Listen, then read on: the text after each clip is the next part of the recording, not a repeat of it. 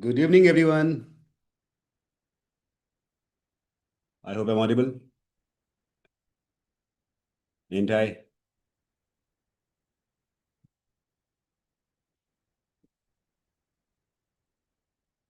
So, this is about tones, main idea, and inferences for CAT 2020.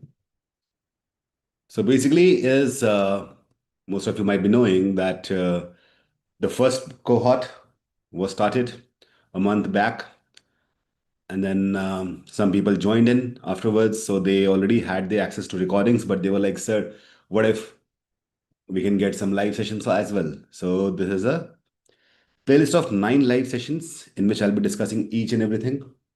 So, two have already happened. One was regarding the number theory. More than 4 hours we took, and people were really happy about that. Then DI tools. Today is our session, so there'll be 6 more after this. All right. So, before we go further, all of you mark your attendances first. Let's see who are there.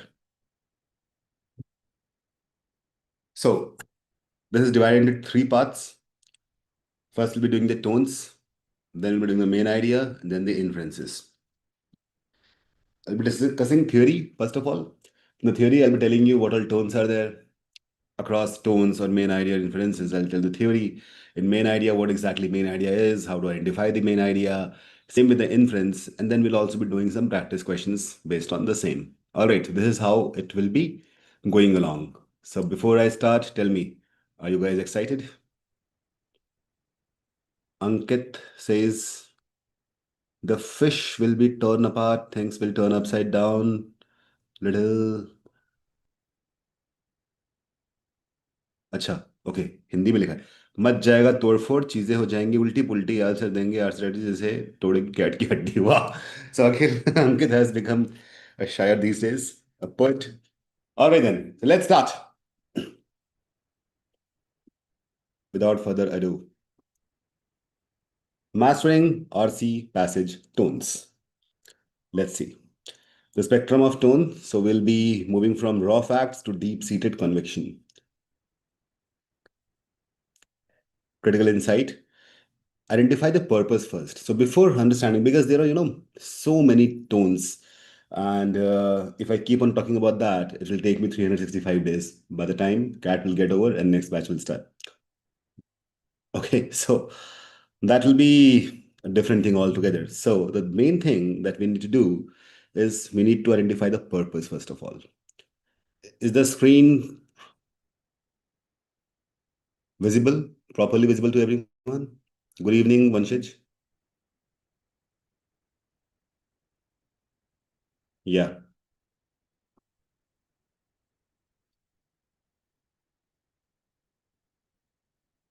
all right. So if you go on finding all the tones, there's a huge list of it. I can give you so many tones, but you know what? The main thing, the exact shocking element over here is that CAT does not ask any question which is directly on tone. They never ask it. And why the hell are we studying it? Because they won't ask questions that which tone is there. They might be asking questions which can be answered only if you know the tones. And that is why it's the first class for RC. All right. So to understand the tone of the author, we need to identify the purpose first of all. Understanding the tone is not just about vocabulary. So there are so many tones. You need to learn so many vocabulary. By the way, on grad school, free tools, if you go to the website, you will find the free tools. There I have put a lot of words, which is called as RC lexicon. So in case you want to improve your RC based vocabulary, you can go for RC lexicon. I also have a tool that is vocab tool.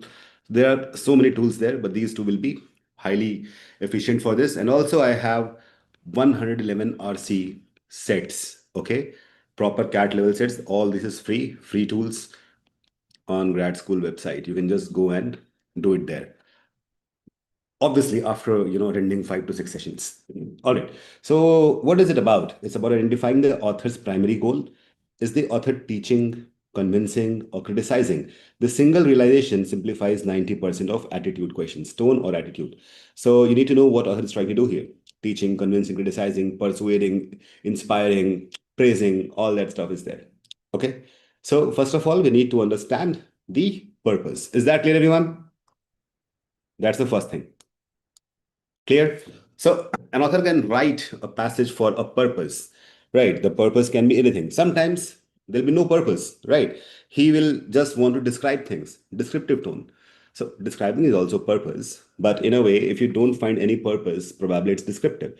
There are things in which author tries to write the passage in first person or his own first-hand opinions. That can be narrative tone. Okay, so there can be multiple tones like that. Let's discuss one by one. The main tones. Okay. Major categories are three. One is objective, then we have positive, then we have critical. So objective tone is one in which facts, data, impartial analysis without personal bias or judgment is given. That is an objective tone. All right. So author doesn't have his or her own opinion, and they just want to present the facts and data the way they are. That is objective. There's total objectivity, no subjectivity at all. Okay. So it's like, okay, I'm describing a phenomenon and I don't have an opinion about it. I don't want to criticize it. I don't want to praise it. I'm just stating the way it is. That is objective. Okay. Positive tone is laudatory, in which you applaud. You must have heard the term applaud. Okay. So that rings a bell. So when author tries to praise something, right? He is all he feels that things are praiseworthy, any kind of technicality, any kind of fact, any kind of phenomenon, process that are happening, and he tries to praise them, that is laudatory. Optimistic, optimistic in Hindi we call it ashavadi. Ashavadi. All right. So when author has a lot of asha, that hope that is going to happen, that is optimism. By the way, what is the antonym of optimism? Who will tell me that?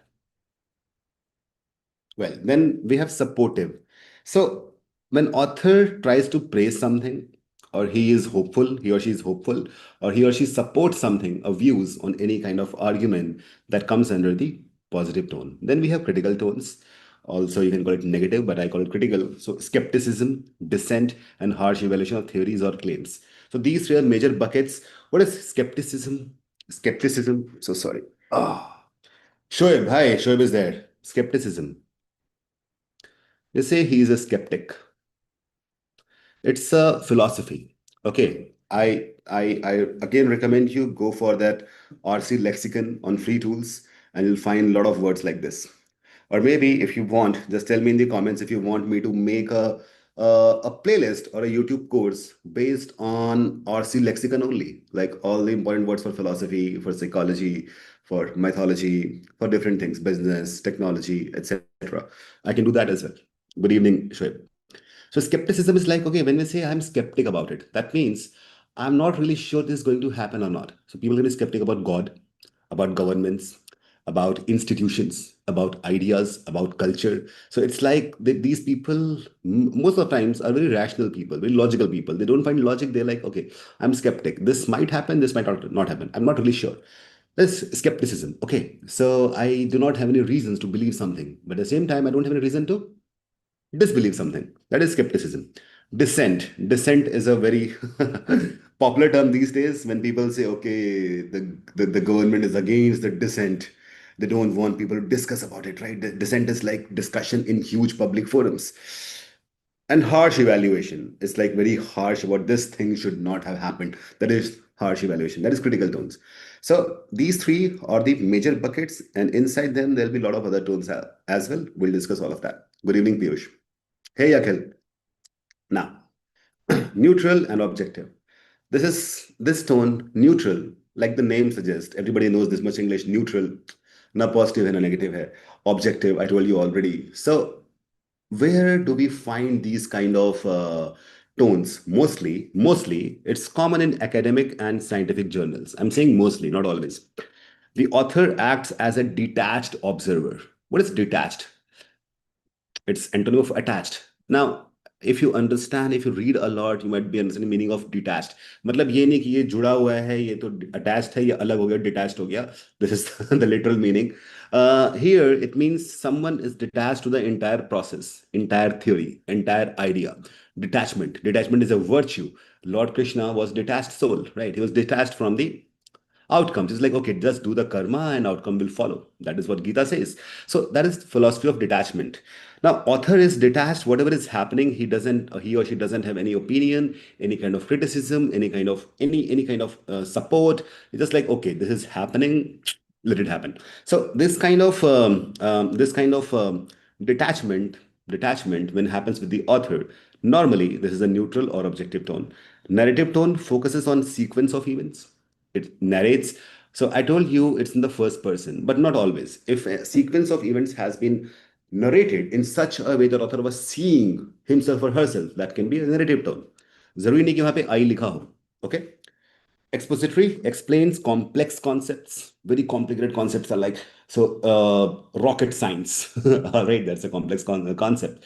Quantum physics, quantum mechanics, right? All quantum physics is actually something which a lot of people do not even understand. In fact, theory of relativity, which kind of gave way, one of the precursors of quantum theory, it's said that only 7 people understood what it is. And nowadays, also, a lot of people don't understand what theory of relativity actually is. So when someone explains these complicated concepts, it's an expository tone, right? Yes, sure, no biases. Analytical, analysis से बना है analytical. So impartial breakdown of issues. So see, a lot of people get confused. I'll tell you where people might go wrong. Analytical and critical. I have seen students asking me, sir, how would we know it's analytical or critical? Right? People tend to confuse in that. Analytical is like, in both the things, we try to talk about idea as much as possible, but in analysis, that happens more than critical. Moreover, analytical tone has got impartial breakdown of issues. Someone is just analyzing an argument, analyzing an issue, analyzing a task, analyzing a process, a phenomenon. That is analysis. Criticism comes when they try to analyze and also give some opinions, and they're also like, okay, this is happening wrong and this is how it should be made right. In all those cases it will be critical, otherwise it's analytical. So you just need to understand one keyword over there, that if you get confused between analytical and critical, the only thing you need to do is look for the partiality. If the author is impartial and breaking down the ideas, it's analytical. And if the author has something to say, and something means something to say which can improve the entire idea, even if author has nothing to say about improvement of the idea, just says that, okay, this thing is happening somewhere, it's wrong. Okay, somewhere it's happening wrong. He won't directly say it's wrong. You have to actually understand by the context of it. That is critical. Is that clear, everyone? If that is clear, throw some likes there. This is the most confused tones, analytical and critical. Is that clear? Clear? Now, coming to the next one, positive and supportive. So first is laudatory, highly praising or commendatory of an achievement or person. So let's say there is a passage which talks about the scientific advancements which were based on theory of Sir Isaac Newton. Okay, so on those theories, on the discoveries, on the inventions, and on Newton's life and his grit. So if someone talks about that, totally, that'll be laudatory. That will be laudatory tone. All right. Now, Ankit says that, but how a detached observer can write a fiction like tragedy and the other sort of literature? Obviously, they can. They are detached. It doesn't mean that they don't understand. They understand everything. Just that they understand so much that they have become detached. So that is the irony over here. People feel that someone's detached because they don't know. The reality is they know so much that they become detached. They're like, okay, now I know the reason of it. Let's get detached. Right. Shoaib, which heading? Descriptive? Here, neutral objective? Not really. See, descriptive is if you describe something and probably you're not neutral about it. So descriptive is a big bucket. Inside the descriptive tone, there can be small criticisms, there can be small laudatory responses, there can be small analytical things also happening. But if nothing is there, it will totally descriptive tone. So descriptive can be the tone of the entire passage, while every paragraph can have its own tone. So we'll go for descriptive in that case. Now, optimistic, focusing on potential benefits and hopeful future outcomes. Ashawadi. Empathetic, so it comes from the word empathy. By the way, there is a word which is very similar to empathy that is called sympathy. Who will tell me what that, what's the exact difference between these two terms? Anybody? Who will tell me that?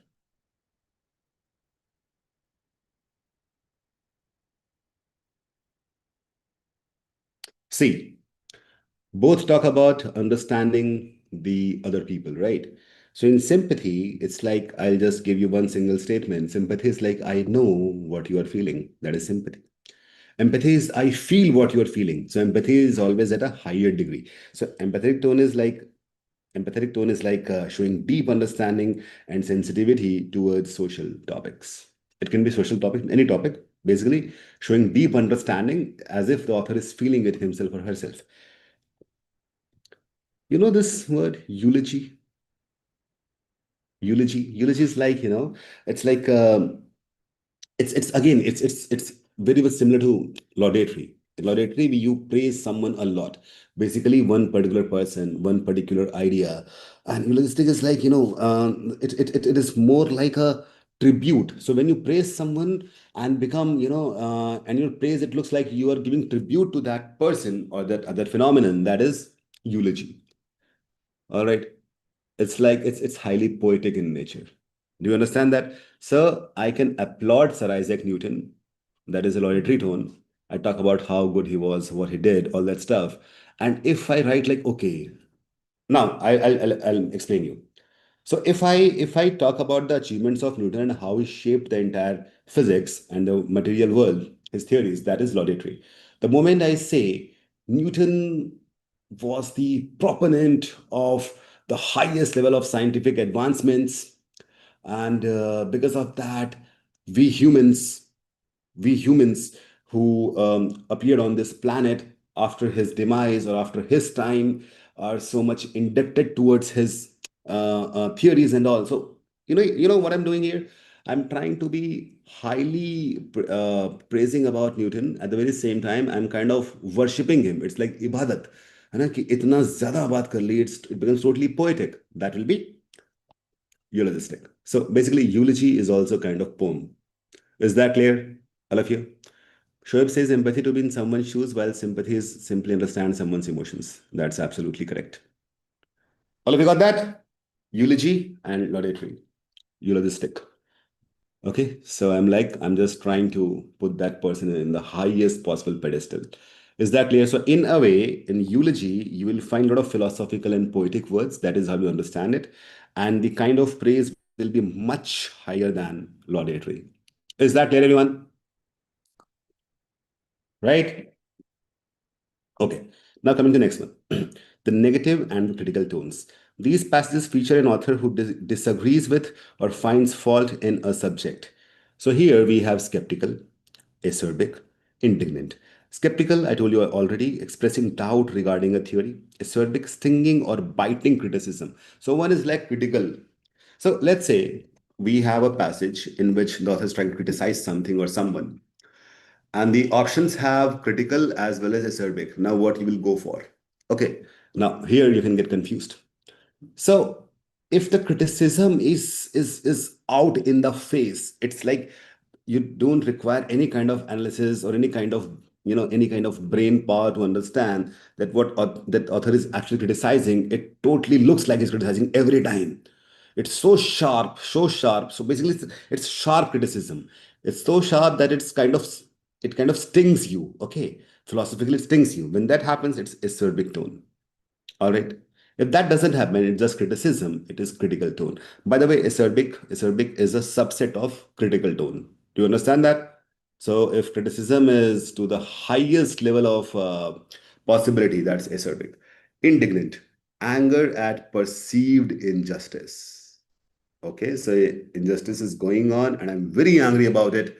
There should be no discrimination based on religion, caste, color, creed, and I'm totally against it. That is indignant. I'm totally angry about any kind of injustice. Clear? That is indignant. So it's a very important term. A lot of people. So if you do not know the meaning of indignant, and in there is a passage which talks about this social injustice, and author is trying to portray anger, and you don't know the meaning of indignant, and you will say criticism, critical tone. You will just mark that it will be wrong, where it will be totally indignant. Is that clear, everyone? So indignant is like a lot of anger on perceived injustice.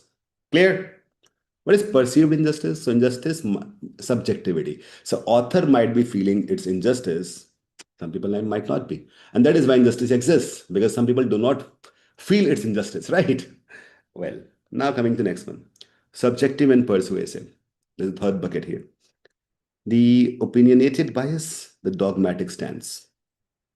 Heavily biased towards a personal belief system, often ignoring counter arguments to push a specific agenda. So someone is totally opinionated. Now they're like, my opinion is the best. I have bias towards it. Whatever you say, even if it sounds logical, I won't believe it. Right? So it's like, any kind of counter arguments, and a lot of people come to my mind right now. Oh no, my imagination. I think a lot will come to your mind as well. Do you actually imagine some people doing that? You're like, okay, they are so much opinionated, and they believe in their opinion so much that it goes beyond the level of confidence or even overconfidence. They're like, okay, even if this sounds logical, I won't believe it because somehow I am biased towards my opinions. That is opinionated. The people are opinionated. This is a total subjective tone because it is not same for everyone, right? And based on this opinion, people can persuade you. Persuasive tone. So, okay, even if you find on this doesn't make sense, and they're like, no, this, they try to prove it. So that is right. That is opinionated. Opinionated. Opinionated. Coming to dogmatic. Now, what is dogma? Dogma normally was used in religious principles or any kind of rule which should be followed at all costs, rule made by the states, by kings, by godly institutions, religious institutions. So dogma, asserting opinions as if they are absolute facts, highly assertive and often arrogant in its delivery. It's like dogmatic tone. Okay, so this is bound to happen. So let's say a passage talks about Roman Catholics or any kind of Roman Empire, or in life of some king, and they're dogmatic, and they're like they have written something, it's like written in stone, even if it looks totally weird, you have to follow it. That is total dogma. Okay, so that is dogmatic tone. Is that clear, everyone?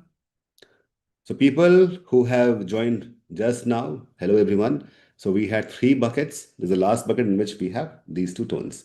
Now, ironical and sarcastic, using irony to expose stupidity, vices, or to treat serious issues with inappropriate humor. That is satirical, facetious, or sardonic. Now, here you need to understand one thing. What is vices? Bad habits. Okay. So how do we actually use irony and sarcasm? People can get confused over here. Irony is like when you say the opposite of what it was intended to say, and that creates some kind of grim humor. Sounds weird? I'll tell you a simple meaning, a simple example. So let's say there is an automatic soap dispenser. Okay, automatic soap dispenser inside a restaurant, inside the washroom of a restaurant. Okay, that was made by some people. Do you understand that? So what happens if the white man goes there? The soap is dispensed properly. If some other color man goes there, like brown or yellow or black, specifically black, the soap dispenser doesn't dispense soap. Now, what's the problem here? That has happened. That's a case study. So ultimately, what happened? All these soap dispensers were trained on models. So when they were trained on human figures, they were trained on multiple kind of faces, multiple kind of white men and white women faces. All right. So the machine did not even know that humans can be black. Do you understand that? So the irony here is it was made to automate processes for all the humans, right? But the irony is the white man built that soap dispenser, so it was not useful for the black men. That is irony. Do you understand that? Clear? और एक और simple irony बोलूं, मैं दुनिया को बोलता हूँ कि सिगरेट मत पीना गलत बात है और मैं खुद ही फूक रहा हूँ. बहुत simple example. This is irony. Okay, so irony is normally used to say the opposite of what it was intended to say, and it creates some kind of stinging humor. All right. Ankit says my mom often uses ironical tone with me on a regular basis. अपने कर्म सुधारो अंकित फिर. Shoaib, do you get that? Sarcastic, sarcasm. Now, sarcasm is something, Now, there is a different irony in sarcasm. People get confused there.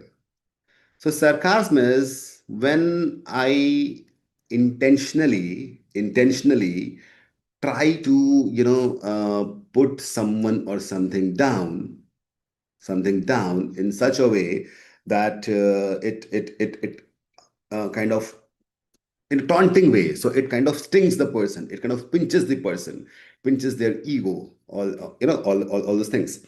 So that is sarcasm. Now Shoaib says, what is paradox? Marshall, warlord, nice name. Yeah, Shoaib, paradox. Good question. See, in irony, what happens? We actually understand what is happening, even if something is said that is opposite to what it was trying to say to produce humor, to make a point that is irony. In paradox, what happens? The framework is same, but the outcome is different. In paradox, you never know the word is talking about. Clear?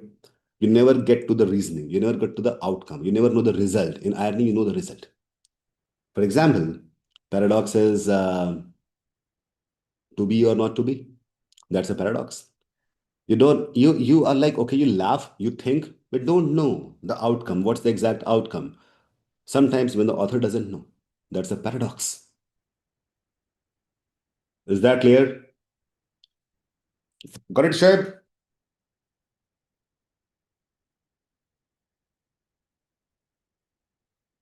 Cool. So irony and paradox, even if they look similar, the only difference is how do you differentiate just by one keyword. In irony, at least you will get the outcome, the result, the purpose. But in paradox, you won't get it. Clear? Now, let's go to the next one. Quick reference, the more tone types: didactic, pedantic, speculative, apathetic. Sympathy, empathy, apathy. Okay, so didactic is to teach or moralize. So now how do you know that? You will look at the purpose. If the purpose of the author is to teach or moralize, it's a didactic tone type, and the keywords which normally will be used there is instructive and or edifying. I think you should note this down. Then we have, and if you want the PDF of it, I will just circulate that as well.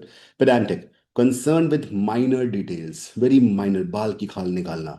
Precise, formal, scholarly. हाँ, ये बाल की खाल निकाला एक negative type of connotation है. यहाँ negative is positive way. Pedantic to be, having keen eye for detail, right? Concerned with minor details, it's very precise. So whenever you find things are very precise in a passage, there's high possibility it will be pedantic tone. Formal, scholarly. So normally they are pedantic, right? Now, speculative, based on conjecture. Conjecture. So I am speculating this. There is a conjecture, a law which says this might happen. So I'm just speculating this might happen based on conjecture. And the keywords will be theoretical, hypothetical. So in theory, we have seen this. Now I'm speculative. In theory, I've seen this. In practice, I have not seen this. I'm speculative. Do you understand that? In theory, I know that if I kind of,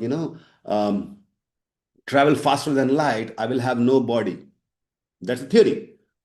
I'm speculating it. It might happen or not, right? Because this I have not seen this in practice based on hypothesis. Apathetic, no interest or concern. Sympathy is like knowing what you feel. Empathy is feeling what you feel. Apathy is like no damn given. Okay, no interest or concern. So keywords indifferent, passive. All of you, did you understand all of it? And I hope you're making the notes. Shoaib says, one request, please make a video on the various literary device and in-depth discussion, one if possible. Shoaib, I have written a complete book on figure of speeches, literary device and figures of speech. It's a complete book. So Yeah, that'll be easy for me. I will just, kind of, I'll make my complete book. I can make it an audio visual form of thing. I can do that. Cool. All of you got that? Let's go to the next one. Exam frequency split. Normally, objective fact based is 60%, subjective opinionated is like 40%. Now, this is based on last 5 years papers of CAT VARC. Note scientific passages, objective dominate academic exams while humanities favor subjective tones. All right. So, scientific passages normally are objective and humanities based like history, art, culture are normally subjective tones. All right. Is that clear? Let's go to next one. Hi, Shivang. You'll show it. The elimination framework. Now we are going to the questions. First is bias check. Is there an I or V? Is there emotive language? If not, lean toward objective. Okay. So if in the passage you do not see I or V, you should lean towards objective. It doesn't mean that it's totally objective. ये मैंने नहीं बोला. Lean towards. दिमाग में आना चाहिए कि objective होने के chances ज़्यादा हैं. Second is adjective hunt. Find 3 to 5 keywords. Are they positive? Positive words like brilliant, robust, or negative, shoddy, futile. So here, so see, what is happening here. So if we try to kind of narrow down to the exact specific tone, we need to eliminate the. So there is a set positive in which there are a lot of other tones. So you kind of narrow it down. Bias check adjective hunt. So when you see the adjective, you will get to know whether I have to look for positive or the negative tones, right? Based on the words, brilliant, robust, shoddy, futile. Contextual goal is the author trying to teach you didactic tone or mock someone, sarcastic tone. So author can teach you, persuade you, assuade you. Author can try to preach you, moralize you, multiple things. So based on that, we understand. Now, also because of this, because of tones, sometimes it happens. Sometimes no, it's most of the time it happens that through tones, if you get the tones, you can actually find the primary purpose of the author. Not always, but yeah, this helps a lot. So tone actually gives 20-25% of the purpose of the author. Is that clear, everyone? Understood? Ankit says, sir, due to skim reading, there's difficulty in recognizing tone and idea. यार तुम्हें scheme reading करने को बोला किसने? एक बात बताऊं, दुनिया का सबसे बड़ा स्कैम रीडिंग कॉम्प्रिहेंशन में स्किम है. So people who skim and scan, they are basically scamming everyone or scamming themselves. That is not possible. It is practically impossible for anyone on the entire planet or the history of humanity that he or she can just look at keywords of a passage, a paragraph, and get the exact idea. I tell you what, you can't even skim a single sentence, let alone a whole paragraph.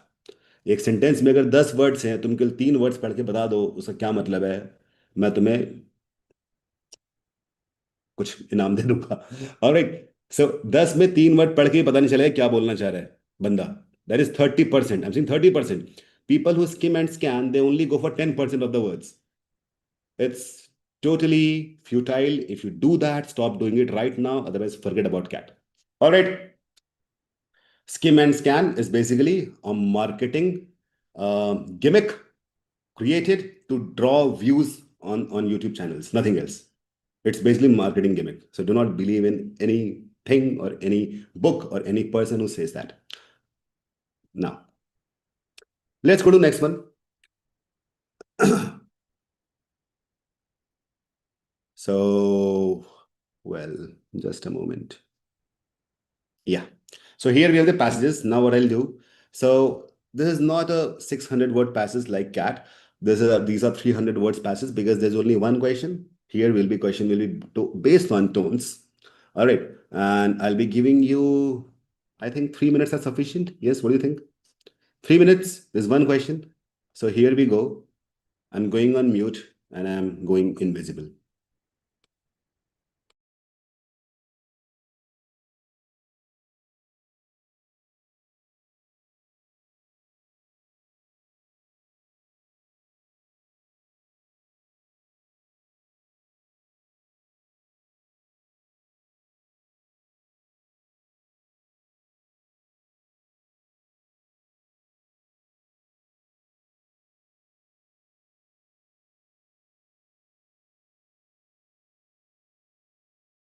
Is it visible, guys?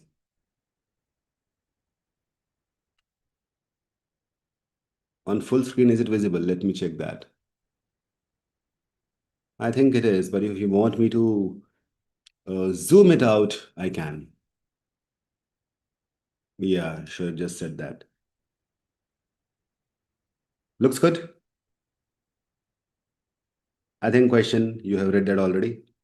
Looks good. I hope it is pretty much visible.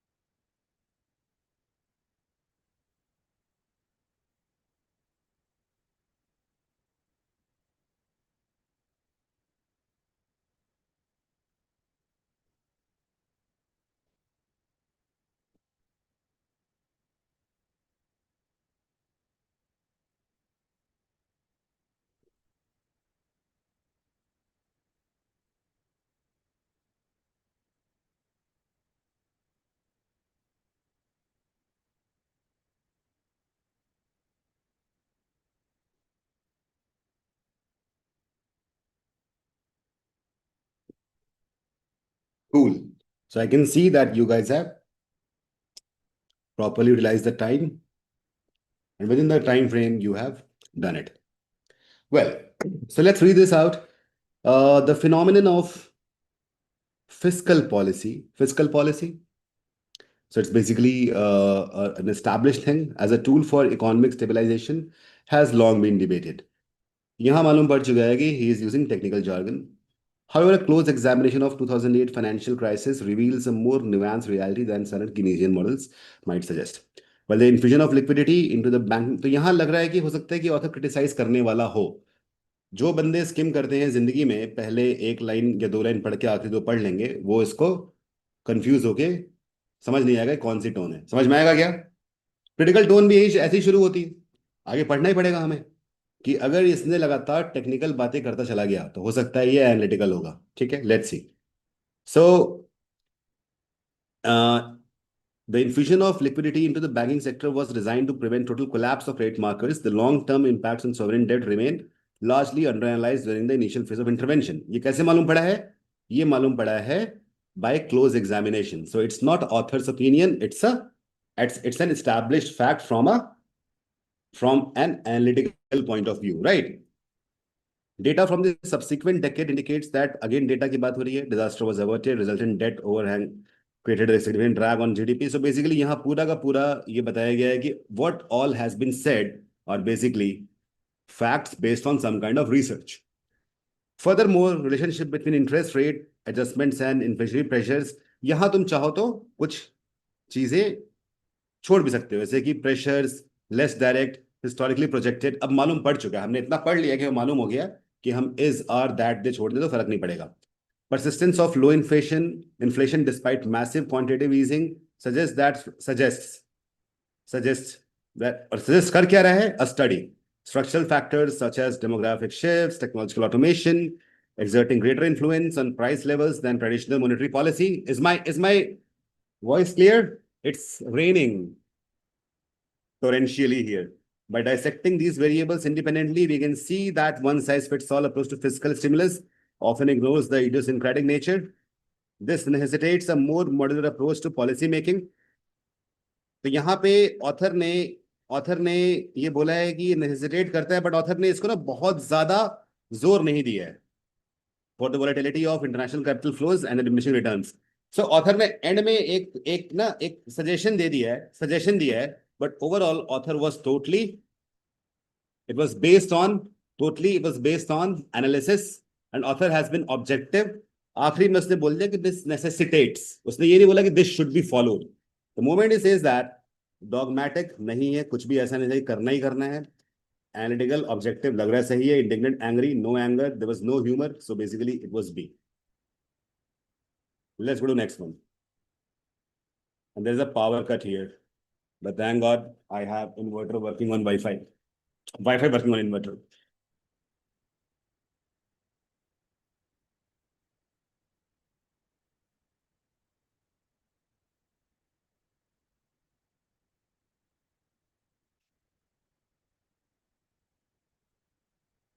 Also, agenda of this session is about understanding these tones.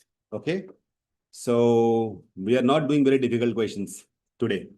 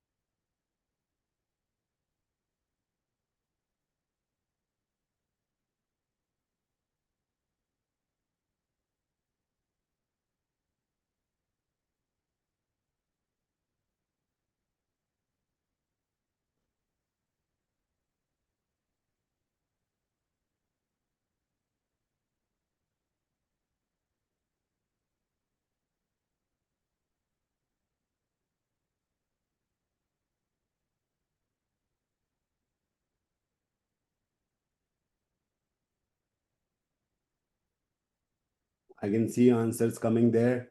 Shoaib says confusing B and C, but going with B. Okay.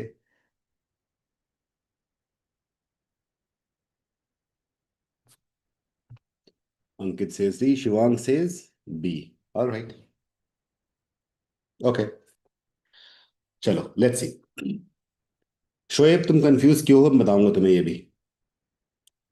It is truly pathetic to observe the current landscape of celebrity-driven activism, where a 3 minute social media video is equated with genuine social sacrifice.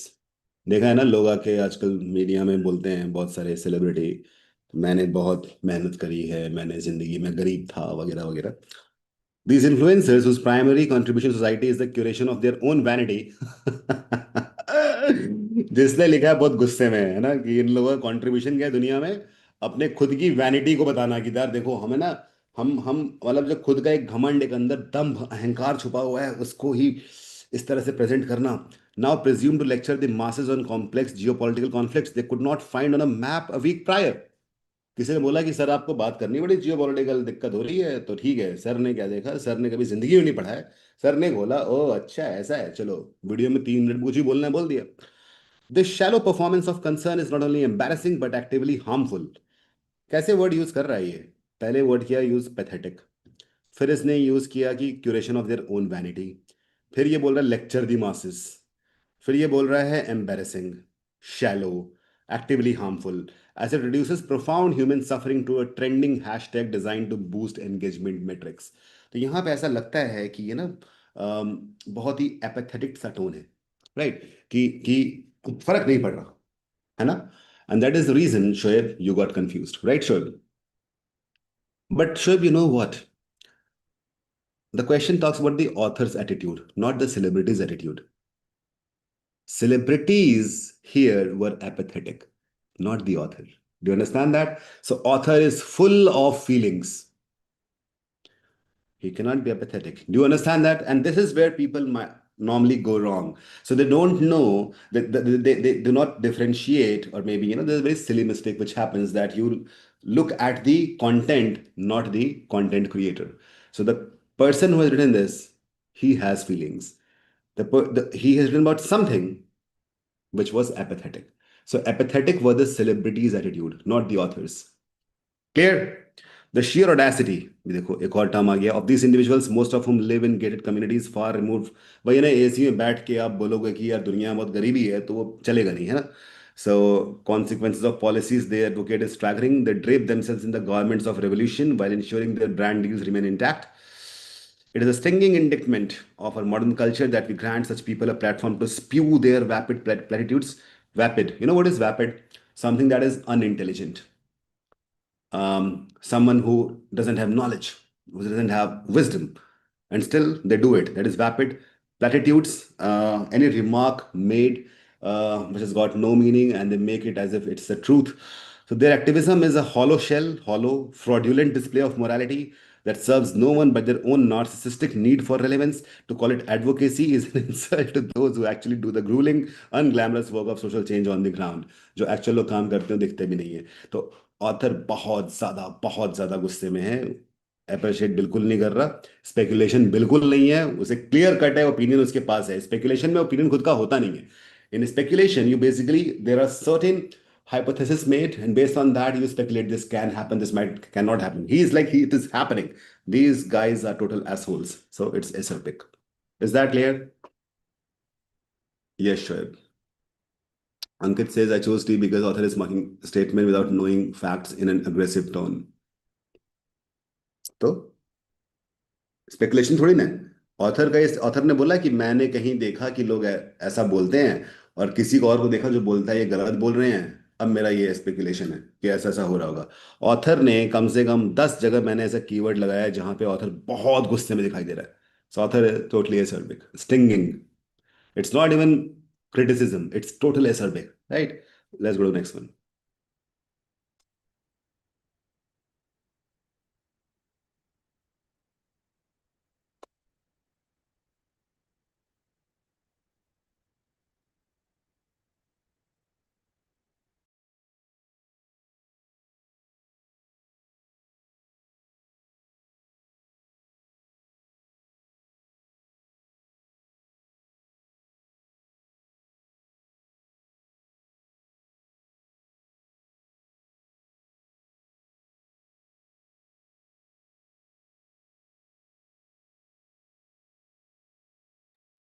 Did you understand platitude? A remark which seems like it's true, but basically that remark has been made by multiple people, and now the remark holds no meaning. That's also platitude.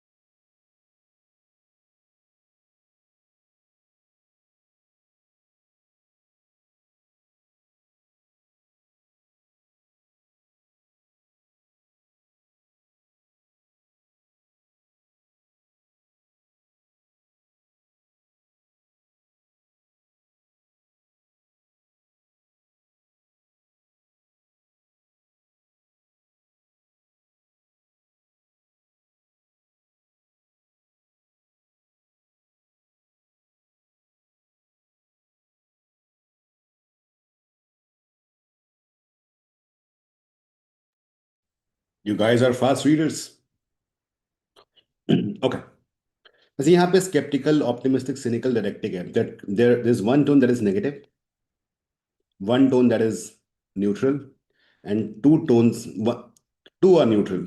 Didactic is neutral, skeptical is neutral, cynical is negative. So you can also do it this way, right? You can kind of narrow down your options. And one is positive. Okay, let's see. We stand at a threshold of a new era in human biology, one that promises to eradicate the shadow of hereditary disease once and for all. Promise किया गया है but इतने से नहीं मालूम पड़ रहा हमें. क्या पता आगे बोल दे प्रॉमिस किया था पर हुआ कुछ नहीं. That is a possibility, right? तो स्केप्टिकल भी हो सकता है. ओके, आगे पढ़ते हैं. तो हमें आगे पढ़ना ही पड़ेगा. Do you understand that? So just by reading the first line you can not answer. Shoaib, Ankit, Shivank, anybody else who is watching, yeah. If you read the first line, you won't be able to answer. The advent of CRISPR-Cas9 technology is not merely a scientific milestone, it is a beacon of hope. Beacon of hope. Hope तो optimistic बात होती है. For millions of families previously ready to fade off. ठीक है, आगे देखते हैं. अब beacon of hope मिलने के बाद इस बात की chances बहुत कम हैं कि वो cynical या skeptical हो जाएगा. स्केप्टिकल हो सकता है बट सिनिकल तो बिल्कुल नहीं होगा, राइट? डायडैक्टिक भी हो सकता है. Probably he is teaching. What is didactic? When you teach, instruct. By precisely editing the genetic code, we are now gaining the power to correct. Gaining the power to correct. Again, some hope is there. The errors of nature, paving the way for a future where conditions like the cystic fibrosis, sickle cell anemia are relics of the past.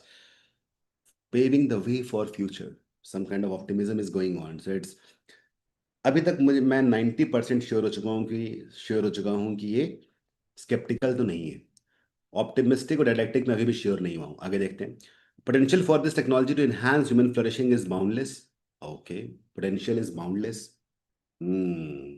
Sceptical तो नहीं रहा अभी, confirm हो गया ना. Optimistic dialectic में मुझे मालूम पड़ रहा है लाइन पढ़ने के बाद that optimism is more probable than didactic because in optimism there should be some inspiration while in didacticism there should be some kind of instruction. So more than instruction there is inspiration. आगे देखते हैं. Imagine a generation born without the predisposition to devastating neurological disorders, the burden of congenital heart defects. Imagine. Hope है आगे, अभी हुआ नहीं है, हो जाएगा. This is not science fiction. It is reality currently unfolding in laboratories across the globe as we refine our methods and expand our understanding of human genome. Horizon of what is possible continues to expand. Again, hope. मालूम पड़ चुका है यहाँ पे कि डायडेक्टिक नहीं है. The author is not trying to tell you what this the technology is all about, right? The author doesn't go. तो कैसे मालूम पड़ा कि डायडेक्टिक नहीं है, ऑप्टिमिज्म है? How do we know that? If so, what would author have done so that it becomes didactic? Author would have talked a lot about CRISPR-Cas9 technology in itself. Technology बनी कैसे, क्या हो रहा है, किसने बनाया है, वगैरह वगैरह वगैरह, कैसे यूज किया जाएगा. अगर ऑथर ये सब बोलता तो डायडैक्टिक होता. Do you understand that? So author was trying to teach. Here author is not trying to teach, author is just optimistic about this. आगे भी ऐसे ही, we should embrace this progress. Future of medicine is bright. सब कुछ सही लग रहा है यहाँ पे. Is that clear? But the people who read the first and last line would be able to only remove cynical and skeptical, but they'll still be confused, optimistic, and didactic. Right? So that is why reading the entire paragraph makes much sense. You have 4 questions. यहाँ पे तो एक ही है.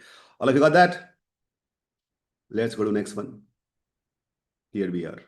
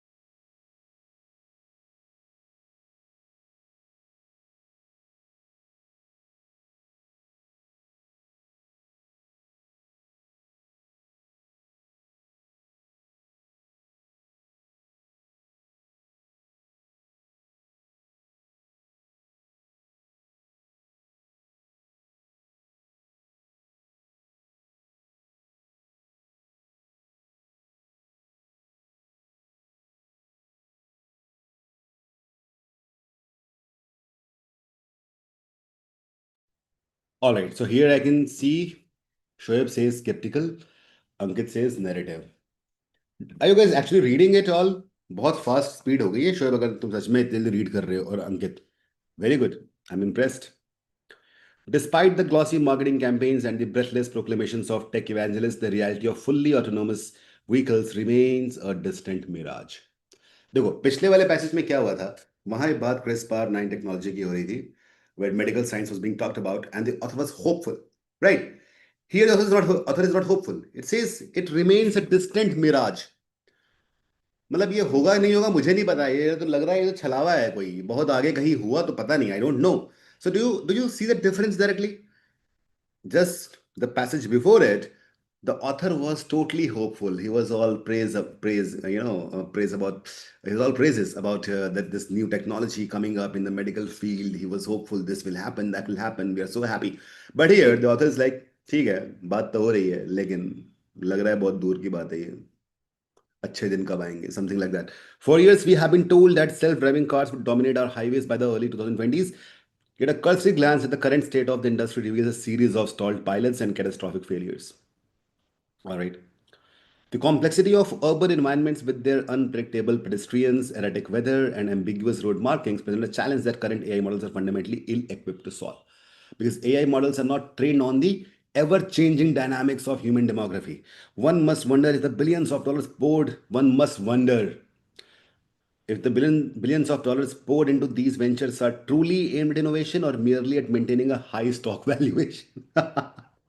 पूरा शक है कि यार इस पैसे को ये एक्चुअली इनोवेशन में यूज करने वाले हैं या अपने वैल्यूएशन को बढ़ाने के लिए. And there are multiple examples like that, all of you know that. मेरे को याद आ गई फिल्म जो रामायण बनने वाली है. मैं बहुत पसंद करता हूँ राम जी को, कोई मेरा वीडियो बना के मत निकाल देना कि देखो ये ऐसे आदमी है.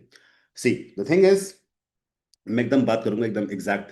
तो वो not about religion but it was like this film was is being promoted as a technical marvel of filmmaking from Bollywood, from Indian film industry, right?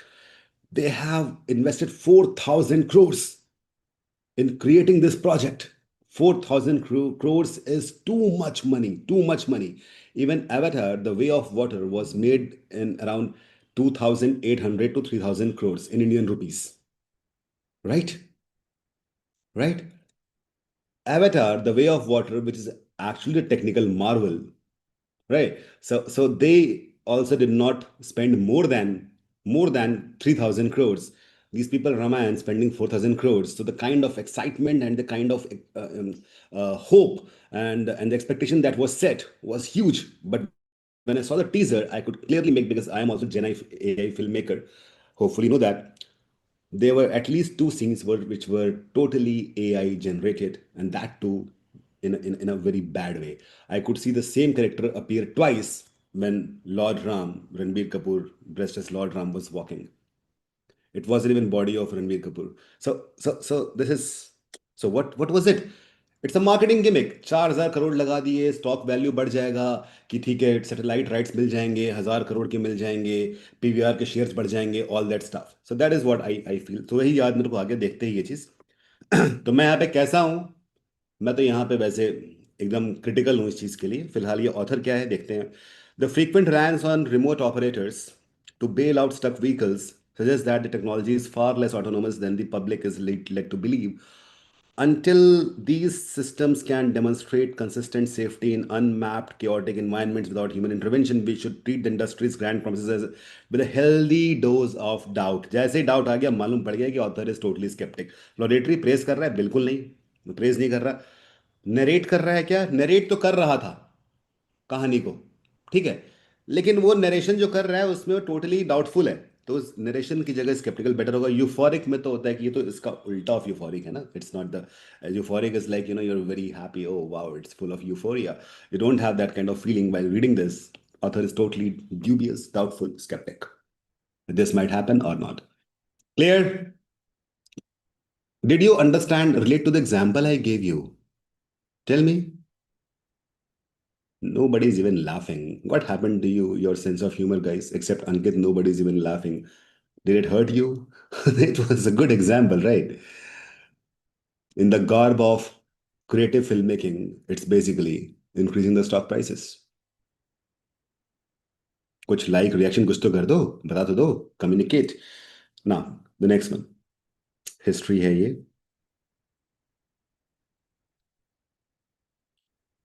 See, I will have to, if I zoom it out, I think it's visible, right? The keyword, yeah.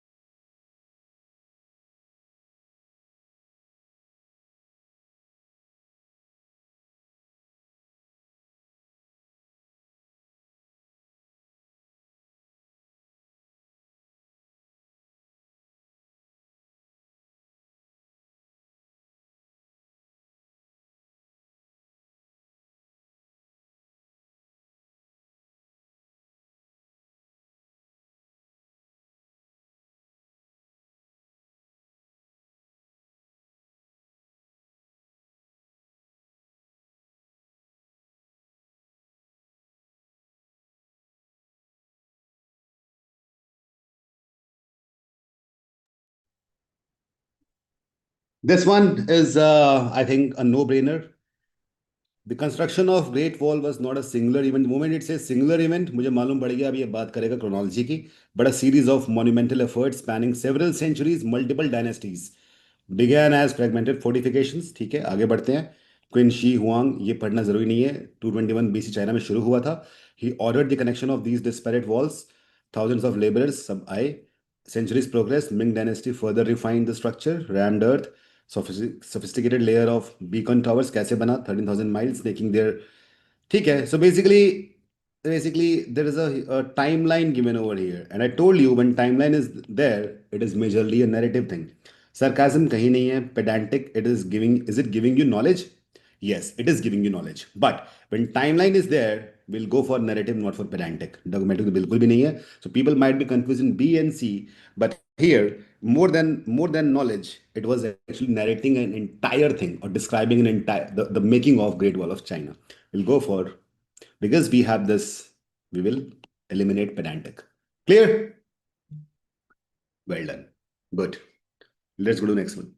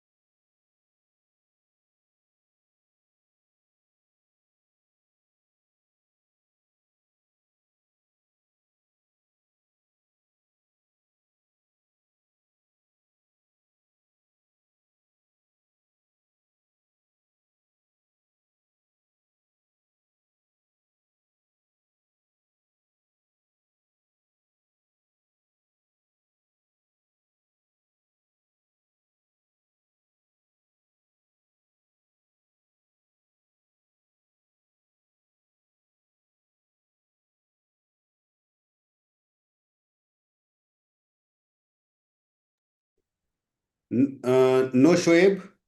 It's basically, when there are so many rules are there, so much details are there, when you get worried about that. So it is kind of negative, but not mostly negative. It's majorly about too many rules.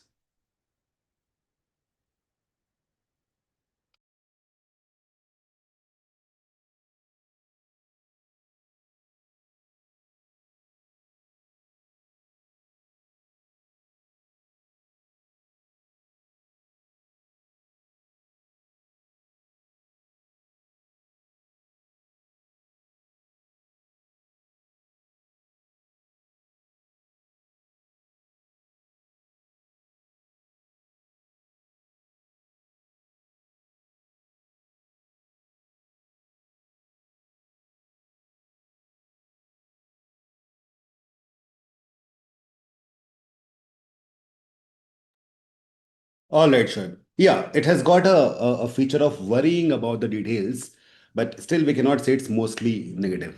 The worry is not always negative. That is why I said that. Got it, sure. Because if you worry about something, too many details, that can worry be positive because you want to remove the redundant details. Getting it? So pedantic can have a positive connotation as well. If you worry about things which are not required, that means you are positive. Clear? Shoaib, you get that? Now, in the majestic kingdom of corporate land, मुझे लग रहा है शुरुआत से ही मजाक करने वाला है. Majestic kingdom of corporate land. There exists a sacred ritual known as alignment sync. There's a gathering where 30 highly paid professionals congregate in a windowless room for 4 hours to decide on the precise shade of blue for a PowerPoint border. करते रहिए meeting याद आ गया वो उसका पंचायत का. It is a marvel of modern efficiency. By the time the meeting concludes, the participants have successfully managed to postpone all actual work until the following week while simultaneously producing a 20-page summary of key takeaways that no one will ever read. ये तो बिल्कुल जितने लोगों ने जिंदगी में काम किया है या कर रहे हैं वो सब लोग बोलेंगे बिल्कुल सही ऐसा ही होता है. Sure, I think that is why you laughed. हाँ. अच्छा, जो लोग ठीक से नहीं पढ़ेंगे ना इसको वो बोलेंगे यार तो प्रेज कर रहा है. मैजेस्टिक बोला गया है ना. मैजिकल चीजें बोली गई हैं, मॉडर्न एफिशिएंसी बोला है. जो लोग, अब देखो, ये एक वो पैसेज है जो तुम्हें एक चीज सिखा रहा है. पता है क्या? कि जिस इंसान ने स्किम और स्कैन किया इस पैसेज को वो तुरंत लॉडेटरी लिख देगा. वो पढ़ेगा मैजेस्टिक किंगडम, वो पढ़ेगा हाईली पेड प्रोफेशनल्स, वो पढ़ेगा मॉडर्न एफिशिएंसी, ये सब देखेगा और बोलेगा वाह वाह, ये तो लॉरेटरी है. बट पूरा गलत हो गया. Getting it? The agile methodology. जो लोग सिर्फ स्किमिंग करेंगे वो गलत करेंगे कि नहीं करेंगे बताओ मेरे को. Even an easy passage. Once a promising way to get things done has been masterfully transformed into a series of daily stand-ups where everyone stands in a circle. ठीक है, समझ में आ ही गया है कि ये प्रेस तो नहीं कर रहा, ऑब्जेक्ट एपेथेटिक भी नहीं है, यहाँ पे फीलिंग्स हैं उसके पास. ये सटायरिकल है पूरी तरह से कि बहुत भयंकर सटायर मार रहा है ये इसके ऊपर. अच्छा, पता है ये पैसेज किस कहाँ से बना है थोड़ा सा? This is made from a book. A book. It's called The Art of Corporate Warfare. Corporate War, actually. The Art of Corporate War.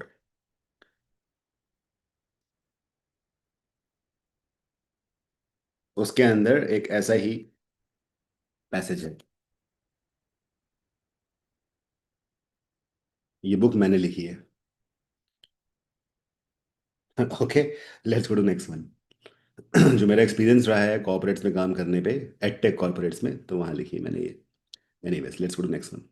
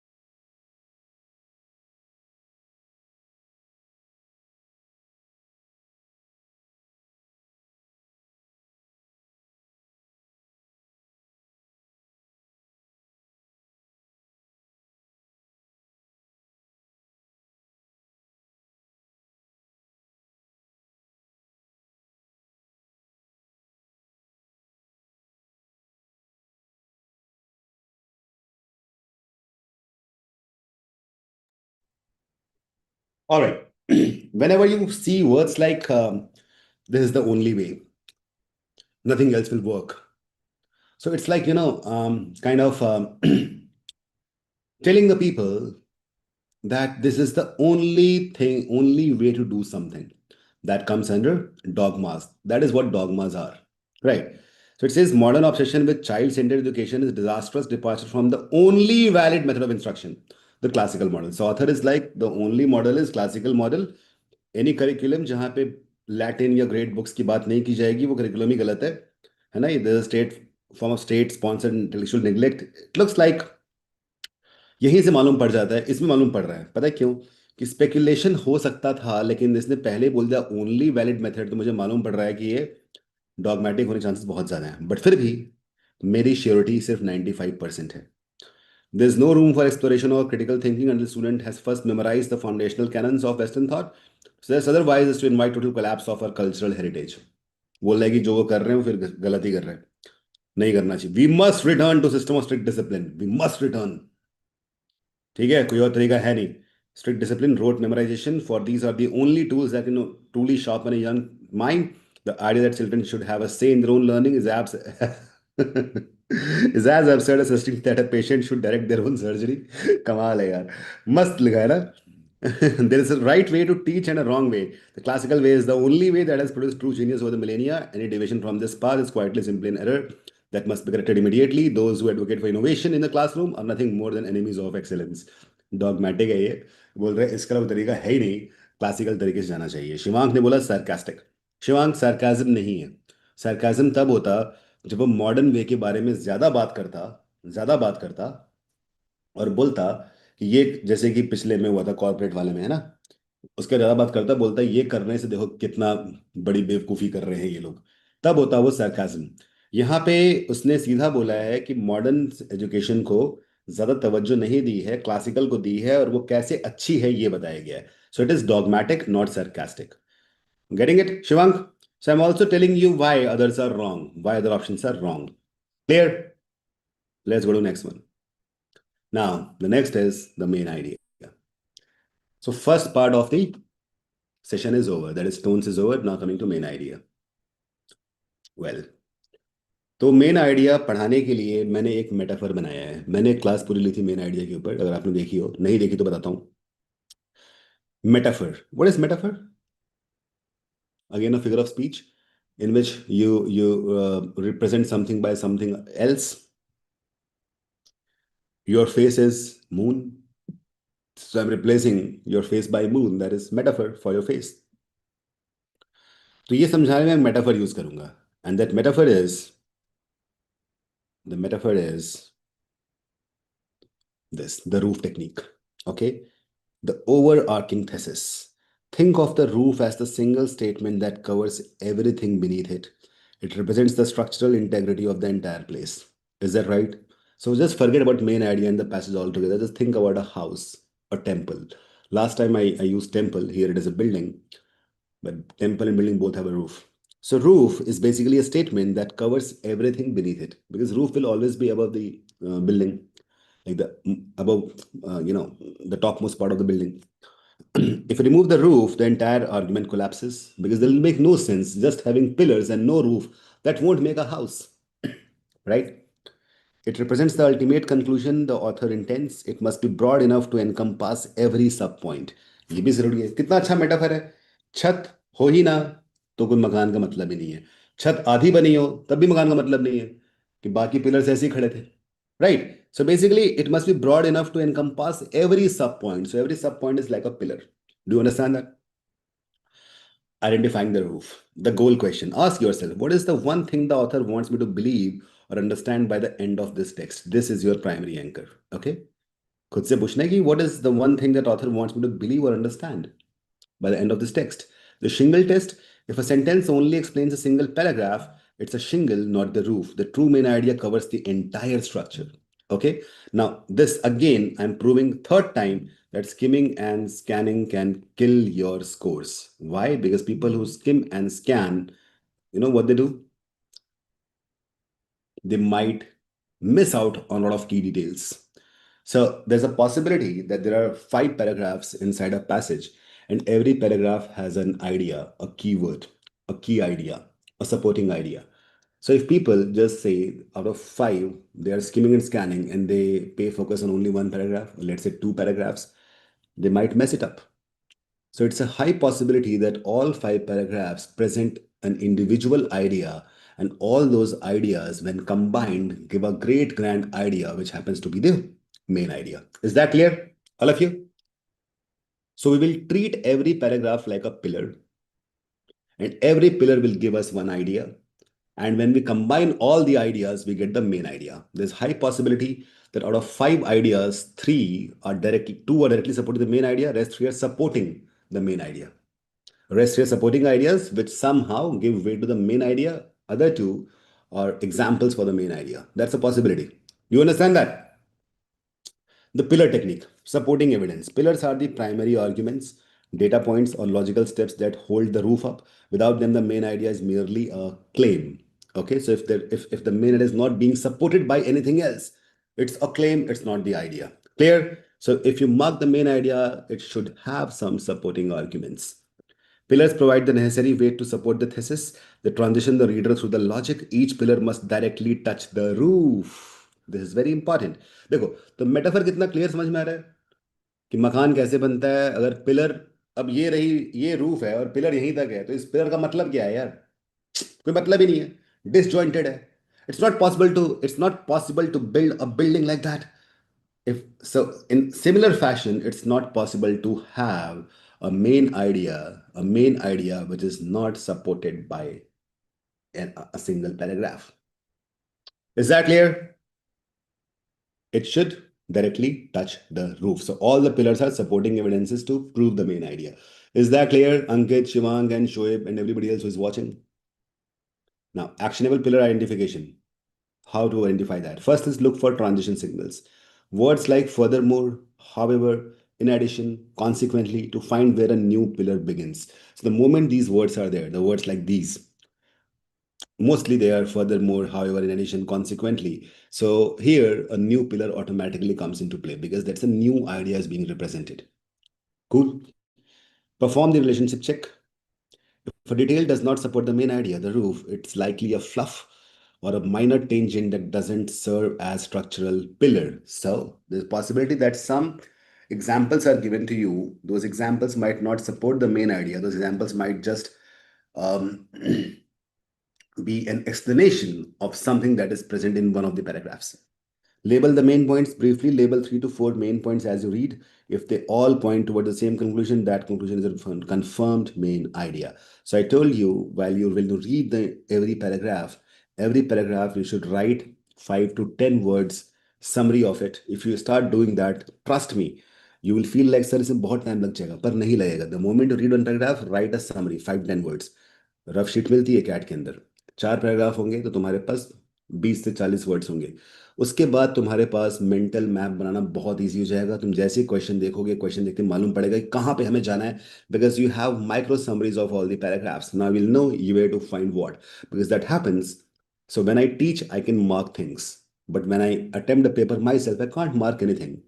What to do then? समझ में आ रहा है? तो if you directly replicate what I'm doing here, it's not gonna work. If you replicate what I'm saying over here, that's gonna work. So basically, whenever you practice something, just write the summary of every paragraph in 5 to 10 words, not more than that. That summary might make grammatical sense or not. That's a different thing altogether, but all the keywords should be mentioned. Is that clear, everyone? Tell me. Then comes the bookend technique. Now, bookend technique is something which will not always help you. Opening and closing. Critical information is strategically placed at the beginning and the end. These bookends define the boundaries of the discussion. So they define the boundaries. They don't define the main idea. Always remember that. This technique relies on the natural flow of communication where the problem is proposed at the start and the solution is disposed at the finish. But sometimes that doesn't happen. So even if you read the opening and the closing, when you have less time left, let's say only 3 minutes are left and you have to solve one complete RC passage, you can use bookend technique. So that will give you the expanse of ideas of the passage, and that too 70%. In 70% cases, you might mark one question correct out of four. So this will be used when you have very less time left. Is that clear? Otherwise, you'll go for roof pillar technique. Is that clear? Tell me in the comments. Be quick. Is that clear? Bookend strategy, the front bookend found in first two, three sentences. This sets the context and often proposes the main idea by introducing the core conflict or the topic. Often, not always. The back bookend found in the final paragraph. This is where the author disposes or concludes offering the final synthesis of the arguments. मैं फिर से बोल रहा हूँ ये हमेशा नहीं होता. ठीक है. सब लोग कुछ हाँ ना कुछ तो बोल दो यार. Why are you guys so stunned? Now, coming to the entire integrated workflow. Step one, check bookend. Step two, locate pillars. Step three, construct roof. So, here the workflow is that you cannot just check the bookend and go and solve the questions. No. Step one is checking the bookend. Step two is locating the pillars. Step three is constructing the roof. So, basically, you are using bookend plus roof pillar technique to make a mental map. You can make a written map also, and that is how you'll be answering all the questions. So the moment you summarize every paragraph, every question, be it main idea, supporting idea, tone, conclusion, inference, critical reasoning, all will be on your tips. Is that clear, everyone? That is the integrated workflow. Okay. Pro tip, abstract versus verbatim. 100% the synthesis required beyond the text. In high stakes reading like CAT or GMAT, the main idea is rarely a verbatim sentence from this text.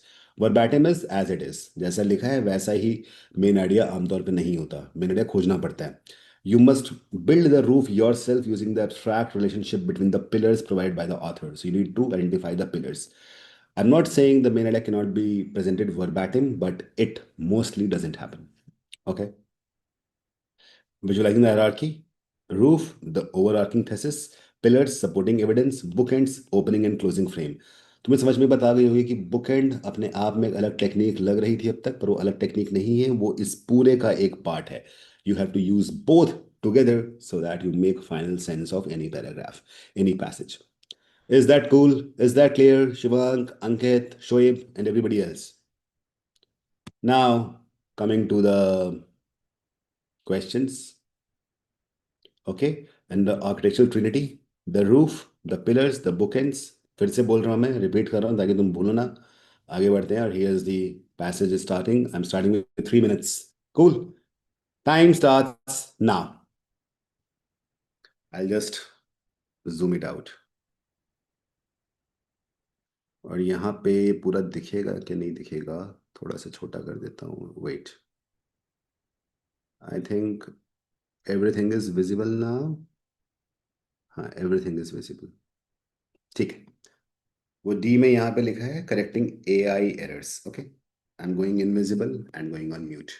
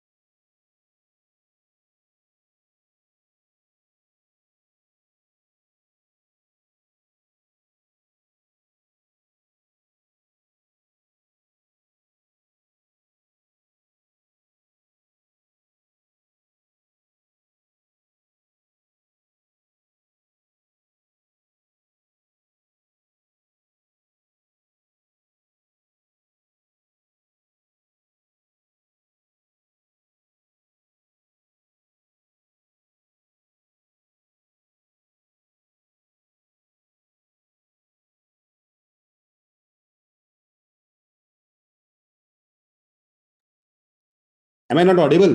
Wow, that was too quick for you to tell me. Anyways, so I was, अरे यार पूरा फिर से बोलना पड़ेगा. No worries, ठीक है. So what I'm saying here is, what I was saying here is, I'll just explain that once again. The front, so I have already given you enough hints here, right? I have given the front and the book and the pillars. तो क्योंकि अभी तुम training ले रहे हो, लेकिन exam में ऐसा नहीं होगा और आगे क्लासेस में भी ऐसा नहीं होगा. So I'm just training you in how to apply those techniques. That is why I've given the hint in the paragraph itself. The front bookend poses the problem, right? The problem that when AI is increasing, now humans have got not much role to play. ठीक है. इसी बात को इसी बात को फिर pillar से बताया गया है. पिलर से बताया गया है कि एआई की स्पीड बहुत ज़्यादा है. सेकेंडरी पिलर ये है कि आज तक हम सोचते थे कि डिज़ाइन आर्ट इन सब में ह्यूमंस बेटर होंगे, बट जेन एआई मॉडल्स ने वो भी प्रूव कर दिया कि वो भी अच्छा कर सकते हैं. थर्ड पिलर ये है कि स्पेशलाइज्ड नॉलेज की वैल्यू कम हो गई क्योंकि मशीन लीगल रिसर्च या डायग्नोसिस, डॉक्टर का काम या लॉयर का काम जल्दी कर रहा है. तो इंसानों की ज़रूरत ही क्या है. तो अब क्या है कि चैलेंज ये नहीं है कि जॉब चले जाएंगे. चैलेंज ये है कि इंसानियत का जो काम है वो चला जाएगा. And how how we do that. So we must move beyond the fear of replacement and we should look for collaboration with AI models. So problem is presented, pillars are presented, and the solution is presented.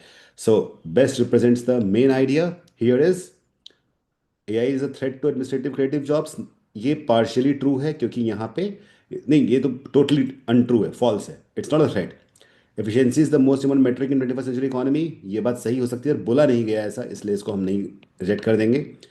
Rise of AI necessitates a shift toward human machine collaboration to preserve purpose. बिल्कुल सही. Problem आया, loss of purpose आया और फिर solution आ गया. C looks correct. Human intervention still necessary for correcting AI errors. This is partially true. This is partially true. It just gives you the pillar, not the roof. So you'll go for the roof, not the pillar. Is that clear, everyone? जो D है, D was basically the pillar, one of the pillars, which was supporting the entire roof. Roof is this. Is that clear, everyone? उस घर में एक खंबा था, एक pillar था, जो ये बोल रहा था कि ह्यूमन इंटरवेंशन जरूरी है और इसीलिए छत पे ये आया कि ठीक है. छत मतलब जो रूफ है, द मेन आइडिया है, ये आया है कि दोनों को साथ में काम करना बहुत ही जरूरी है. All right, is this clear everyone? ठीक है. Let's go to next one.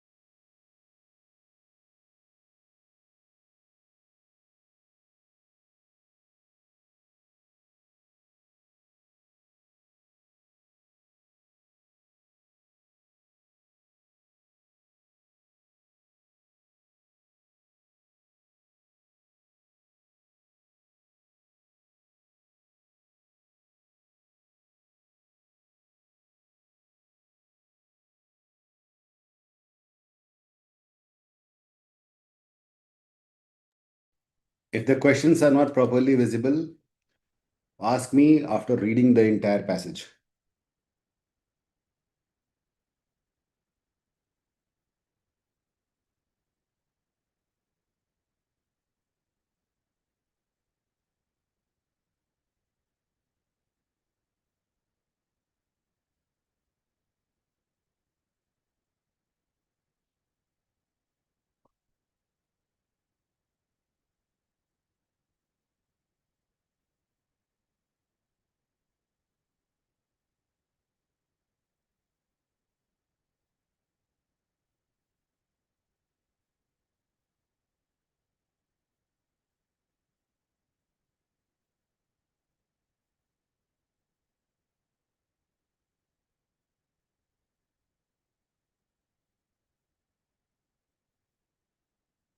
Done with the reading?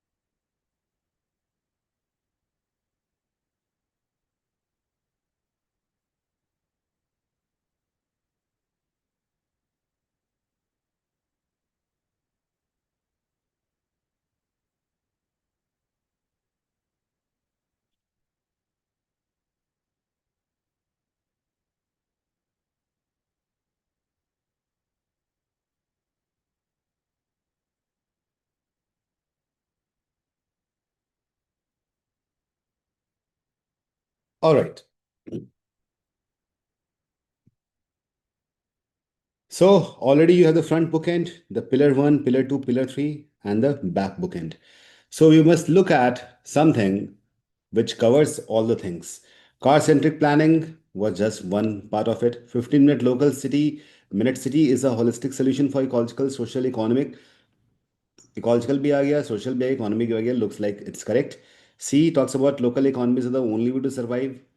तो केवल इकोनॉमी की बात कर रहा है, वर्किंग सुपीरियर ये सिर्फ हेल्थ की बात कर रहा है, so B is the best choice here.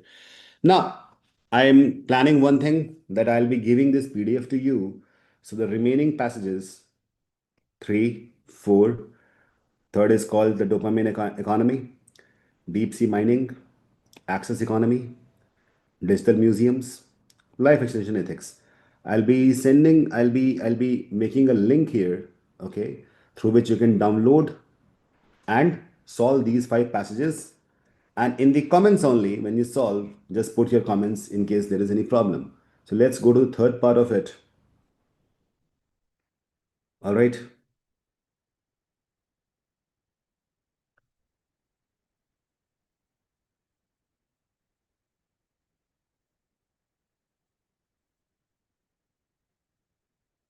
where we do the summaries.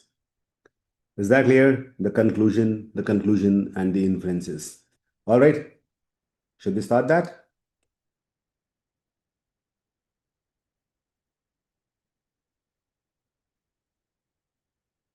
Let's start.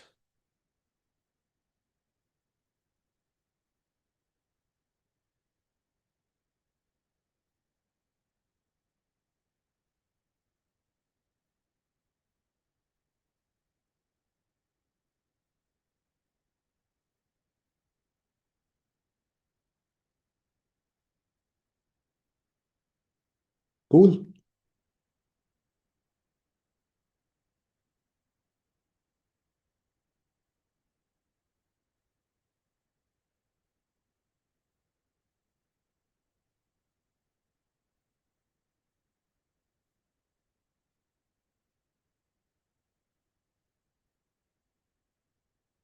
Okay, let's do that.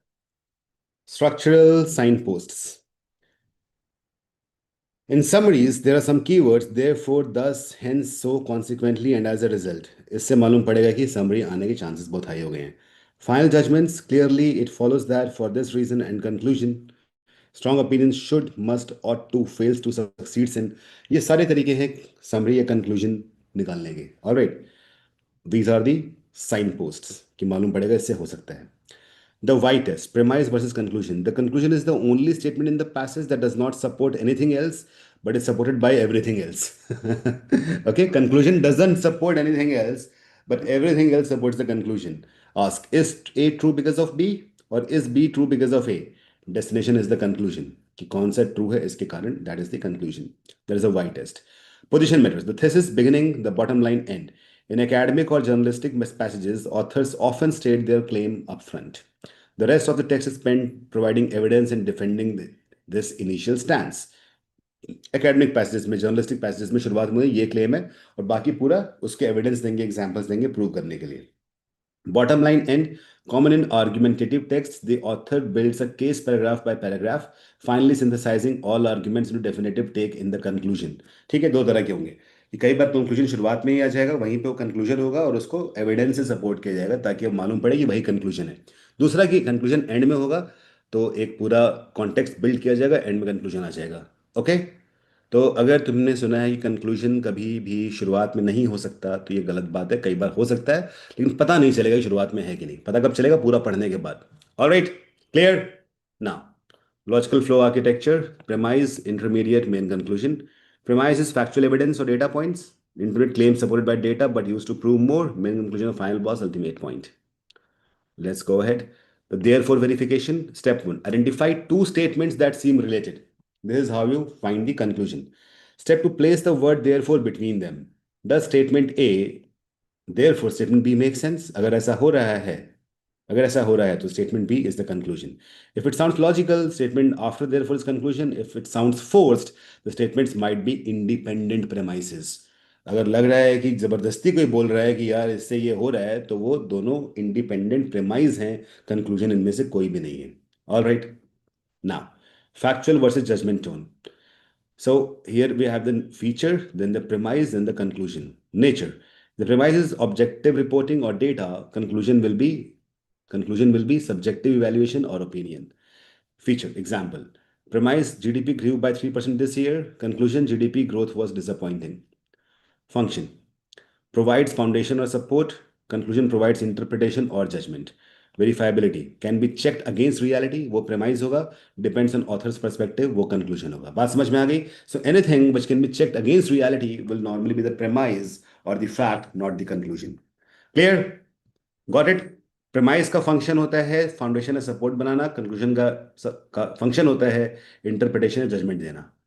Premise का काम होता है एग्जाम्पल में बताना कि भाई स्टैट्स की ऐसा ऐसा हुआ था। कंक्लूजन ये होता है कि इस स्टैट को देख के मालूम पड़ रहा है कि चीज़ें डिसअपॉइंटिंग थी या होपफुल थी वगैरह वगैरह। प्रेमाइस का फंक्शन होता है रिपोर्ट करना, डेटा देना। कंक्लूजन का फंक्शन होता है, कंक्लूजन का नेचर होता है इवेल्युएट करना या ओपिनियन देना। Is that clear everyone? That is how you will understand. Clear? So this factual versus judgemental tone. This is why tones were very important. All of you got that? Let's go to next one. Weight of passage elements. Raw evidence, 50% volume, contextual info, 30% volume, main conclusion, 100% importance. Well, conclusions take up the least space, they carry the maximum weight in answering inference questions. ठीक है? Conclusion के ऊपर बहुत कम जगह होगा, लेकिन सबसे ज्यादा इंपॉर्टेंट होगा। Avoiding summary trap. CAT examiners love to give options that summarize the entire passage but miss the specific conclusion the author is drawing. तो ये एक ट्रैप है कि तुम्हें पूरे पैसेज का समरी दिया जाएगा, तुम बोलोगे यही कंक्लूजन है। नहीं, वो सिर्फ समरी है, दैट्स नॉट द कंक्लूजन। ये एक ट्रैप में तुम्हें कैट फंसाता है, फंसना मत। Remember, conclusion is not a summary. A summary is a condensed version of everything. Conclusion is the specific judgment derived from that everything. So there is something which you need to understand. So conclusion comes after the summary, not before it. Clear? Critical reading is not about what is written, but why it is written. The conclusion is the heartbeat of every cat passage, strategy, insight. Now we will be going to the questions. We'll solve three questions one by one, and then I'll be giving the PDF. The link will be there in the comments. Okay, and you can download and solve it. In case you have any doubts, you can ask it here itself on the comments. So let's start.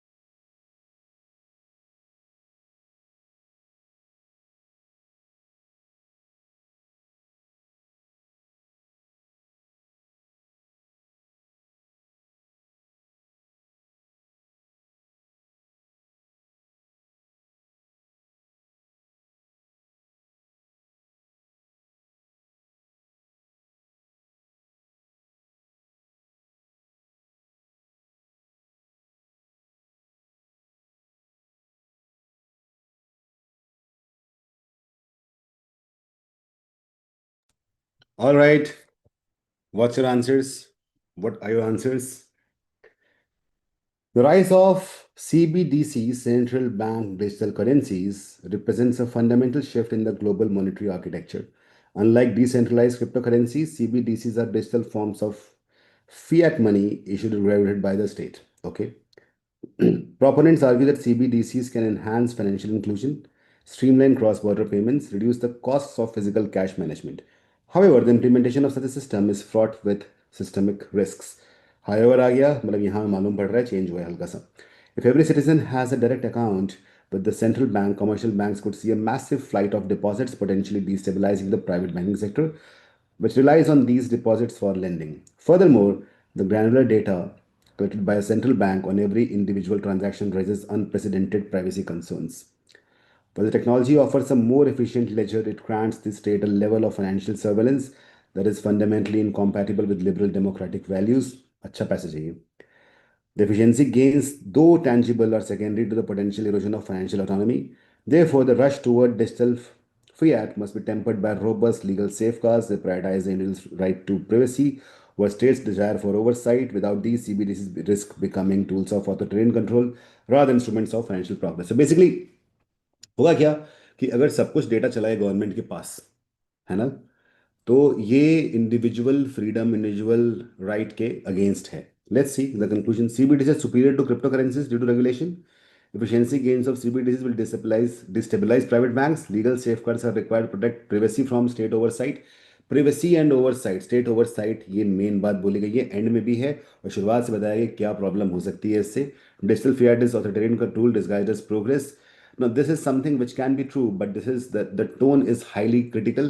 So we'll go for something that is more neutral and still carries the same weight. That is C. Is that clear, everyone? Cool?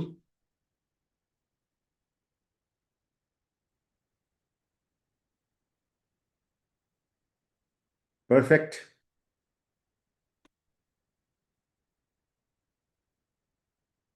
Got it. ठीक है. अगला देखते हैं.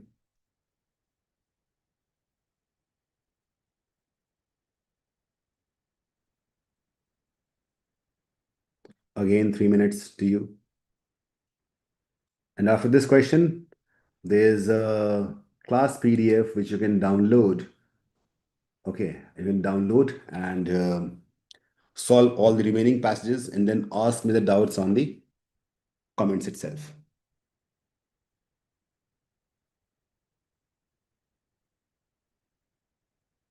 I'm going on mute.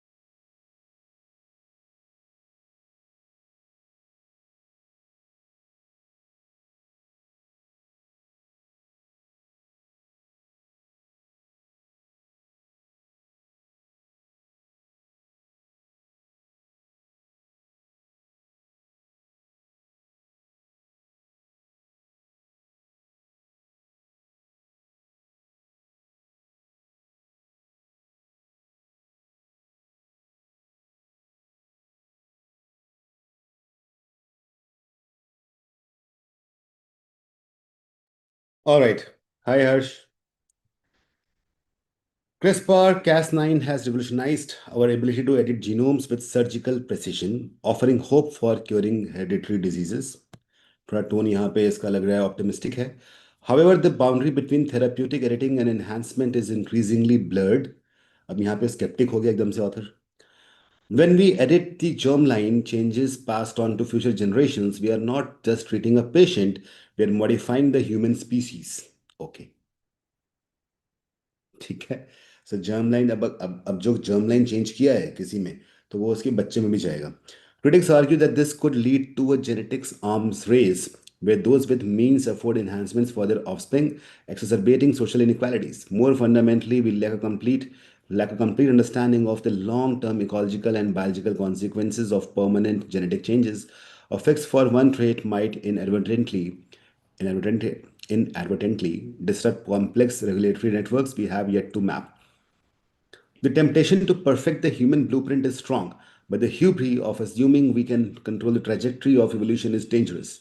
While somatic editing should be accelerated for its life saving potential, germline modification requires a global moratorium. See, the thing is, the passage talked about the germline modification once and then talked about different other things. And then it came back to germline modification, right? So the risks of irreversible biological errors in social stratification far outweigh the speculative benefits of enhancements. Speculative benefits जो हो सकते हैं अभी हुए नहीं हैं, हमें speculation है benefits का. We must distinguish between the moral obligation to heal and the ethically dubious desire to redesign. So basically क्या पता हम heal करना चाहते हैं या हम कुछ redesign करना चाहते हैं because we're intelligent humans, right? So यहाँ पे what is the main point the author is trying to make. तो जर्म लाइन मॉडिफिकेशन था जो पहले ही सिर्फ एग्जाम्पल लग रहा था, वो एक बार फिर से जब रिपीट हुआ सेकेंड टाइम यहाँ पे देखो, सेकेंड टाइम हुआ ना ये repeat. The temptation to perfect the human blueprint strong. Hubris of assuming we can control trajectory of evolution is dangerous. ठीक है. Germline modification requires a global moratorium. ये somatic editing should be accelerated. Germline modification specifically उस पे काम करना है, बाकी चीज़ें ठीक है उसके लिए, ठीक है ऑथर. वहाँ पे क्या है कि उसमें हमें कुछ चेंज करना है. So basically it looks like the germline modification is the main thing author is trying to talk about. Now let's read. First says CRISPR is a life-saving tool that should be widely adopted. Widely adopted ऐसा तो नहीं है. ये क्रिस्पार के अंदर ही आ रहा है जर्म लाइन. अच्छा, germ modification should be halted globally due to its risks. See, social inequality is the biggest threat posed by genetic editing. ये बिगेस्ट थ्रेट नहीं है. तो सोशल इक्वालिटी इनइक्वालिटी हो सकती है कि जिनका मीन से वो काम कर लेंगे, राइट. मेन कंक्लूजन हो नहीं सकता. ये मेंशन्ड है, so it is basically a pillar. It's not the main, not the roof, not the main conclusion. Science must focus on somatic editing to cure hereditary disease. ये तो ठीक है, हाँ बोल रहा है वो, यहाँ पे बोला है उसने कि ना सोमैटिक ये करना चाहिए. जो यहाँ पे लिखा हुआ है ना, temptation to perfect the human blueprint is strong while somatic editing should be accelerated for its life-saving potential. ये बात बोली गई है. Author supports it, but it's not the main point. So main point germline modification जहाँ दो बार बात कर दी गई है कि इसको रोक दो तो काम बन जाएगा, है ना, क्योंकि it talks about the global moratorium and also the risks of irreversible biological errors. Irreversible तो बहुत इंपॉर्टेंट है, तो ऑथर का मानना ये है कि हमें इस चीज को बंद कर देना चाहिए. Is that clear everyone? By the way, before we go further, how many of you are still watching? Attendance लगा दो फटाफट, एवरीवन.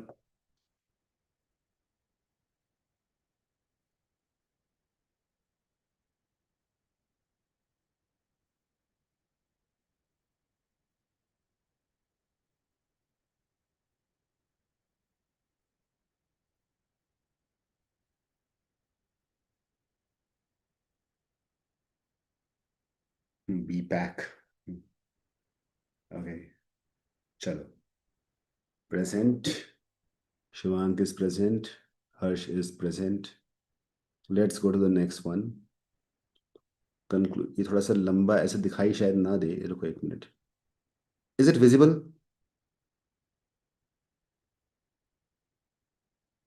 चलो.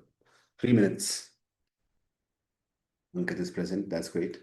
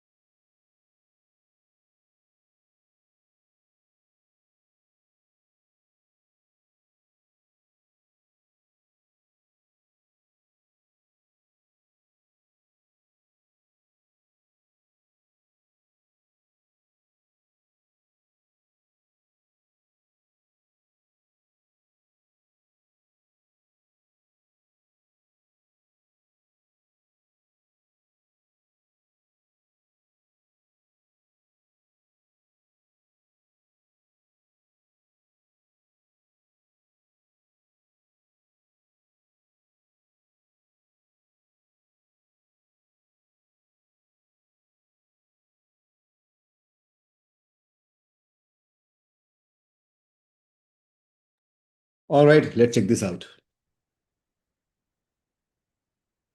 Modern society is defined by a frantic obsession with external validation, likes, shares, and professional accolades.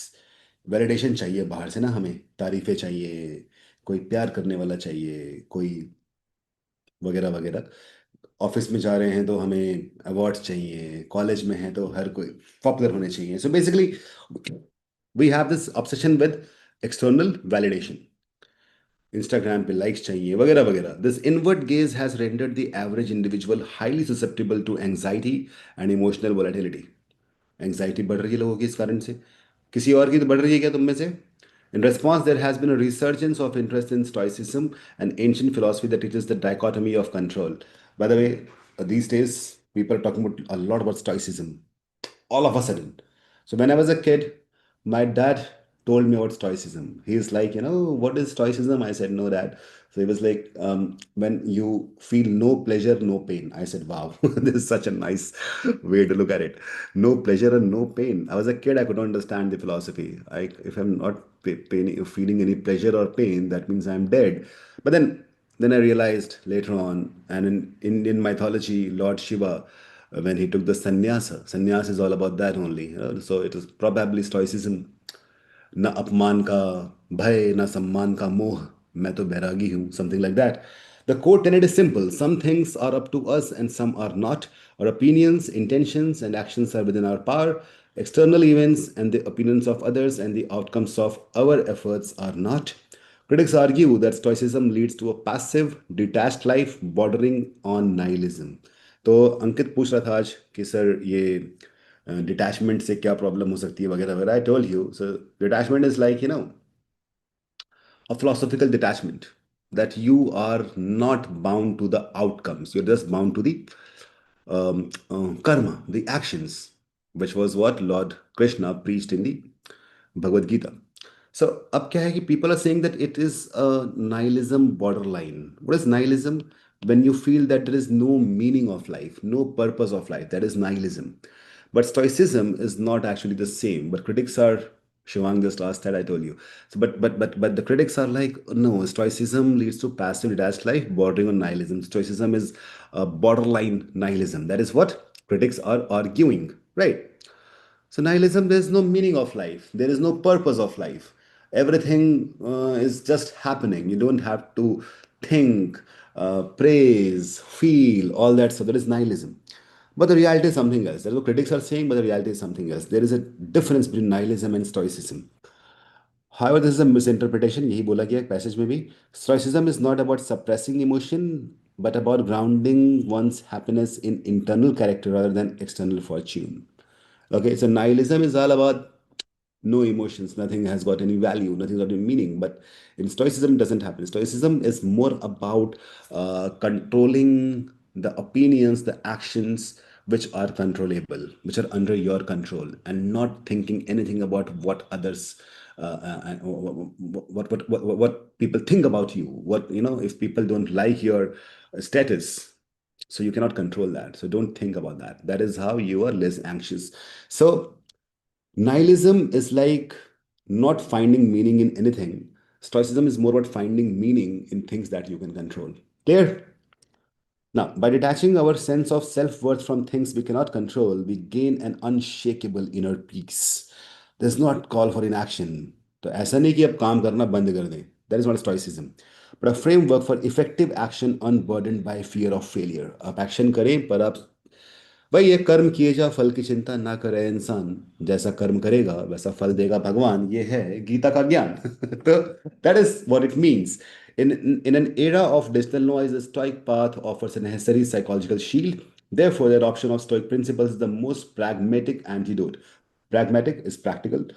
Antidote, दवा, एकमात्र इलाज to the contemporary epidemic of anxiety. It provides the only sustainable foundation for a life lived with purpose. So, nihilism is no purpose, but Stoicism actually has the purpose. And the purpose is living your life, doing the actions, not expecting the outcomes, therefore, no anxiety at all. ना सम्मान का मोह ना अपमान का भय. Clear? ठीक है. तो ऑथर का प्राइमरी कंक्लूजन तो यही लग रहा है कि यार स्टोइसिज्म बहुत मस्त चीज है और उसके थ्रू आप एंग्जाइटी रोक सकते हैं। Let's see. A says digital noise the root cause of contemporary anxiety. It may be, it might not be. It is the cause. Root cause, we're not sure. And anyways, it's not a primary conclusion. Stoicism is widely misunderstood as a nihilistic philosophy. Yes, it is. That's true. But is that the primary conclusion? No. It was just mentioned once. Critics argue that, but that is just one kind of just one an evidence to actually why author wrote about nihilism at the first place, because he wanted people to not misinterpret the meaning of stoicism. See, stoic principles offer a necessary cure for modern anxiety. Yes, necessary cure, most pragmatic antidote बोल दिया गया है. C looks correct to me. D, happiness should be independent of all external outcomes. That's yeah, that's right. That's right. That is something that is, but that is a kind of a premise, an unstated premise that author is building his entire argument on. But author doesn't talk about this directly. The author is more about that how stoicism can lead a life free of anxiety. So between C and D, you can be confused, but C is better because stoicism is the hero of the entire paragraph. Clear, everyone? Got it? कुछ likes, reactions, कुछ तो कर दो. All of you got that? Nihilism. See, the thing is, you know what? To learn VRC or teach VRC, there are two perspectives. Your perspective that you should be actually thinking that VRC can be difficult. I can see people watch a lot of people watch DILR and quant classes. In VRC, they're like, English तो आती ही है, कर ही लेंगे, है ना? But you know what? The thing is, there are so many things here. If you keep on practicing, there is a kind of a very positive side effect of attending VRC classes. You get to know so much, the knowledge, the knowledge which you would never get in in quant or LRDA classes. Would you have been able to know about nihilism and stoicism if you're not in this class? So there's a lot of things which you get to know, which helps you indirectly in CAT, but directly in life, right? So I always say VRC classes are as important as quant LRDI, in some cases, even more. Okay, let's go to the next one.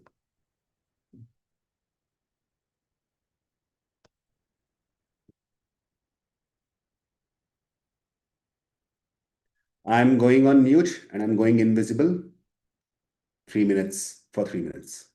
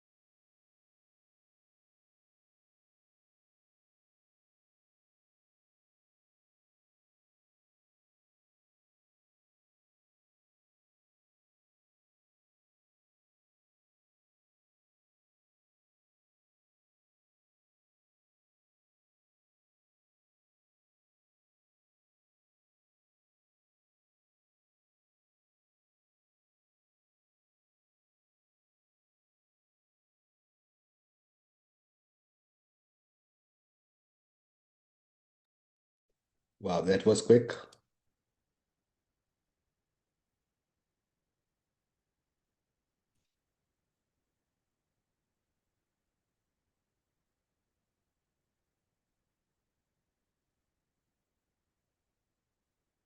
And I have got three answers. Ankit says C, Shivang says A, Harsh says B. Wow.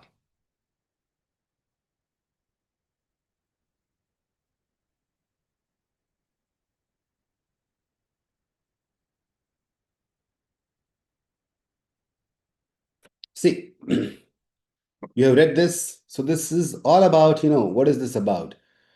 It's about that internet has these days a lot of AI bots which are doing the real activity, not the humans. And that is why there is no trust. There's no trust, right? Trust is getting eroded. You don't know who is human and who is machine. And that is why you must have seen in a lot of websites, it says, "Are you a human?" सुना है वो देखा है आता रहता है. Okay, so the entire ecosystem might collapse. So what should we do? We should build verification systems. और वो बने भी हुए हैं. Captcha code, right? Is there, are you human, तो कुछ करता है कि बताओ इसमें कौन सी बाइसिकल्स हैं, कौन से रोड्स हैं, all that stuff. So that is the, and survival of a human-centric internet depends on our ability to authenticate the identity and origin in an age of infinite synthetic content. यही है इसका conclusion. Generative AI has made internet theory reality. Conclusion थोड़ी ना है. ये है कि हाँ, ऐसा होने से चांसेस बढ़ गए हैं कि ये चीज़ डेड इंटरनेट है. Rigorous authentication is vital to save the human centric internet. Exactly, ये ज़रूरी है कि ह्यूमन सेंट्रिक होना चाहिए, वो एआई सेंट्रिक हो गया है, तो उसको ऑथेंटिकेशन ज़रूरी है. Looks like correct to me. See trust in this has been permanently destroyed by bots. Permanently नहीं, there is a recovery. That is what the author has proposed. AI models will eventually fail due to self-referential training data. This can be a far-fetched outcome, right? It can be a speculation. We'll go for B. Clear? So speculations can never be the conclusion. Clear? It's a speculation that might happen in far-fetched idea. This one. Clear? वैसे बात सच हो भी सकती है. Self referential training data. Let's go to next one. Here we are. Urban paradox.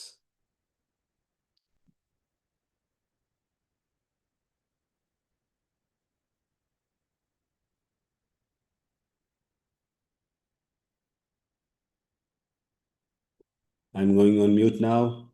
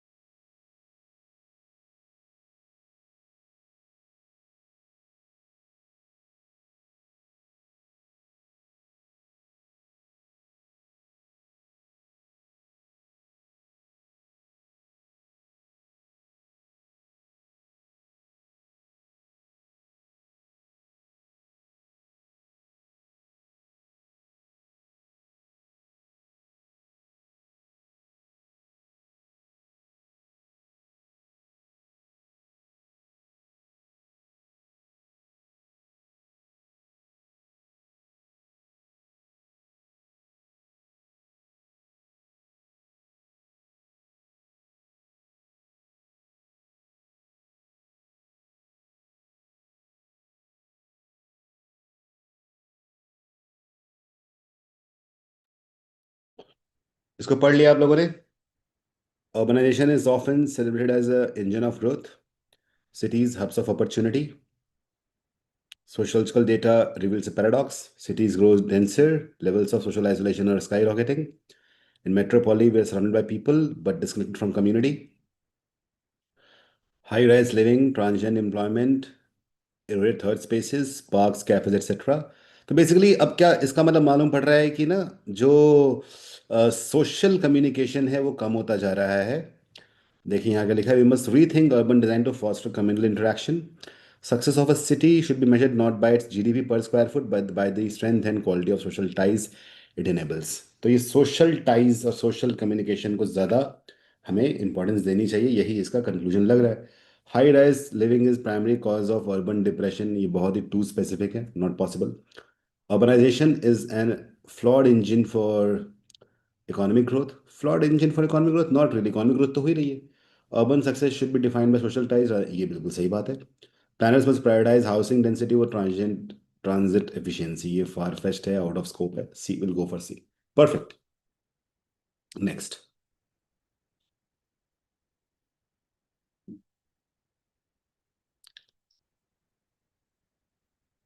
The silk road.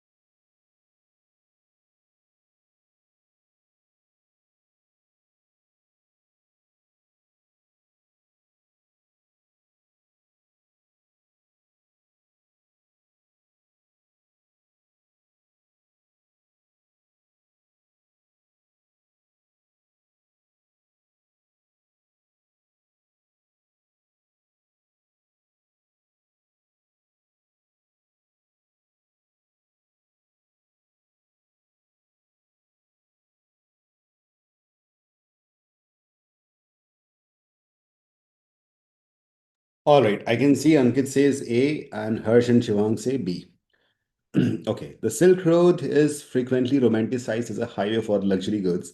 In reality, it was a vast network that served as a primary conduit for cultural and intellectual syncretism.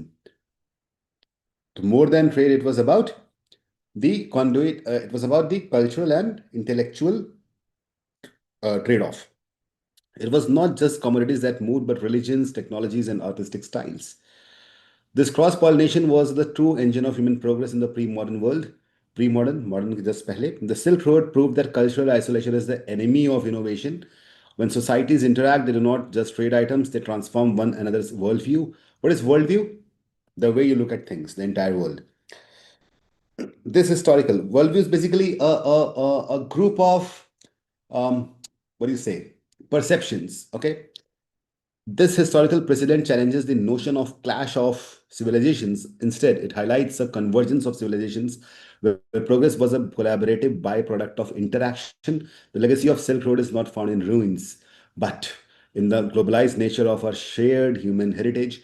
It serves as a reminder that our most significant advancements are born from openness and exchange rather than walls and exclusion. So, more we are open, that is how we advance. That is the, so it looks like the primary, the conclusion of the author will be that human interaction is what builds or develops civilizations. Let's look at the options. A says Silk Road was more than a trade route for luxury goods. Yes, that's correct. That's totally correct. More than that. But it's again vague also. You know, it's ambiguous. We don't really know that it was more than that. Okay, but what more? How it was more than that? Right? Do you understand that? All of you, Ankit, क्या बोल रहे हो? Syncretism, yeah. Syncretism, see, it is like, it comes with sync. So basically, whenever, two things blend, mostly they are opposite things. That is syncretism. The opposing beliefs, not opposing, but independent beliefs, independent cultures. That is syncretism. So Silk Road gave way to that. Okay.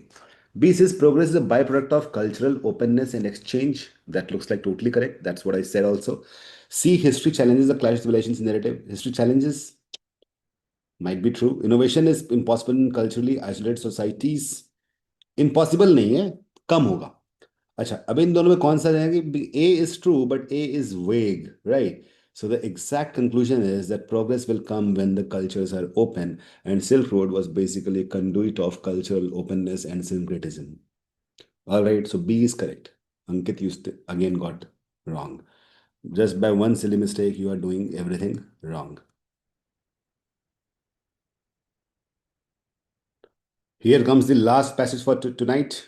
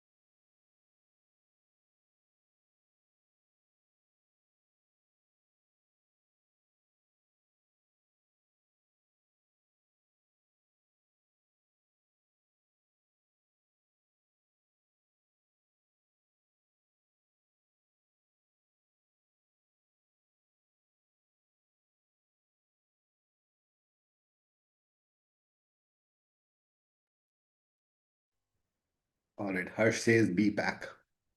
Ankit says B, Shivang says B. All of you are correct here. So the passage was all about, the the old models, the traditional conservation. It was like, preserving the wild, this thing. So that was kind of a new model has been proposed. The old model is not that you have to kind of totally abandon it, but new model probably will be better because here what the new model is rewilding. So what happens? Any species is introduced and then it is devoid of any human interference. Like humans will not manage the nature, let the nature heal itself. That is the entire point. Traditional conservation methods have completely failed, not completely failed. Okay, the rewilding is a new strategy. Rewilding is essential path to a sustainable ecological future क्योंकि यहाँ पे क्या होगा traditional conservation में human interference था but rewilding में नहीं है आपका काम सिर्फ इतना है कि आप वहाँ पे कोई एक स्पीशीज डाल दो और फिर भूल जाओ let the nature do its job. Human wildlife conflict is an acceptable cost of rewilding. This has been mentioned, but this cannot be the main point. It's just a passing example. So people might mark this when they are, in haste. Nature must be treated as a dynamic, self-managing museum.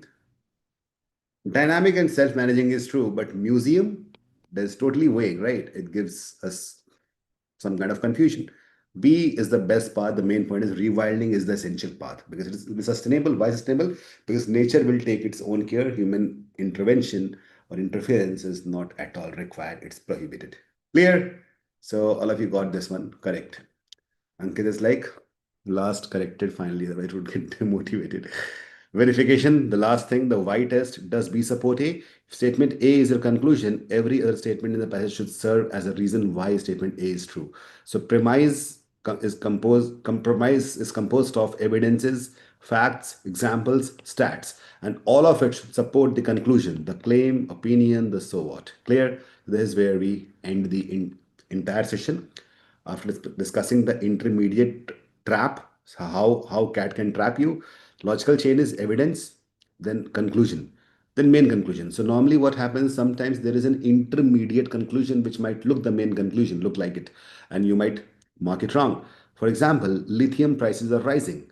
So intermediate conclusion, EV batteries are getting expensive. But main conclusion was global shift to EVs will stall this decade. Okay, so this can still happen. The fifth time I'm saying skimming and scanning is the biggest scam, which can happen with RC.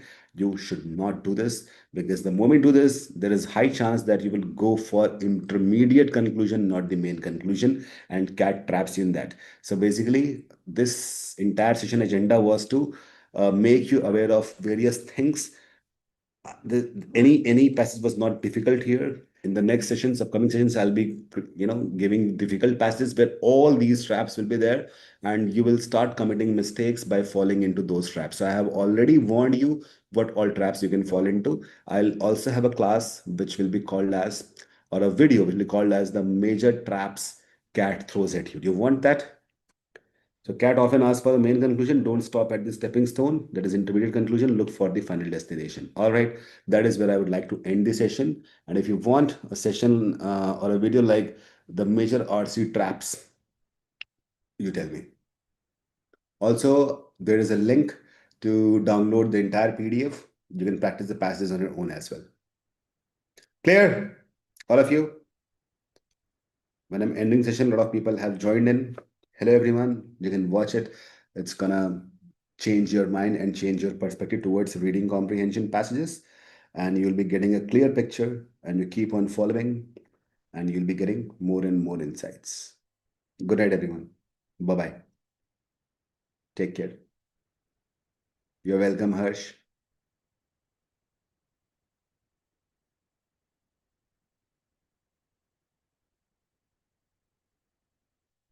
Chalo.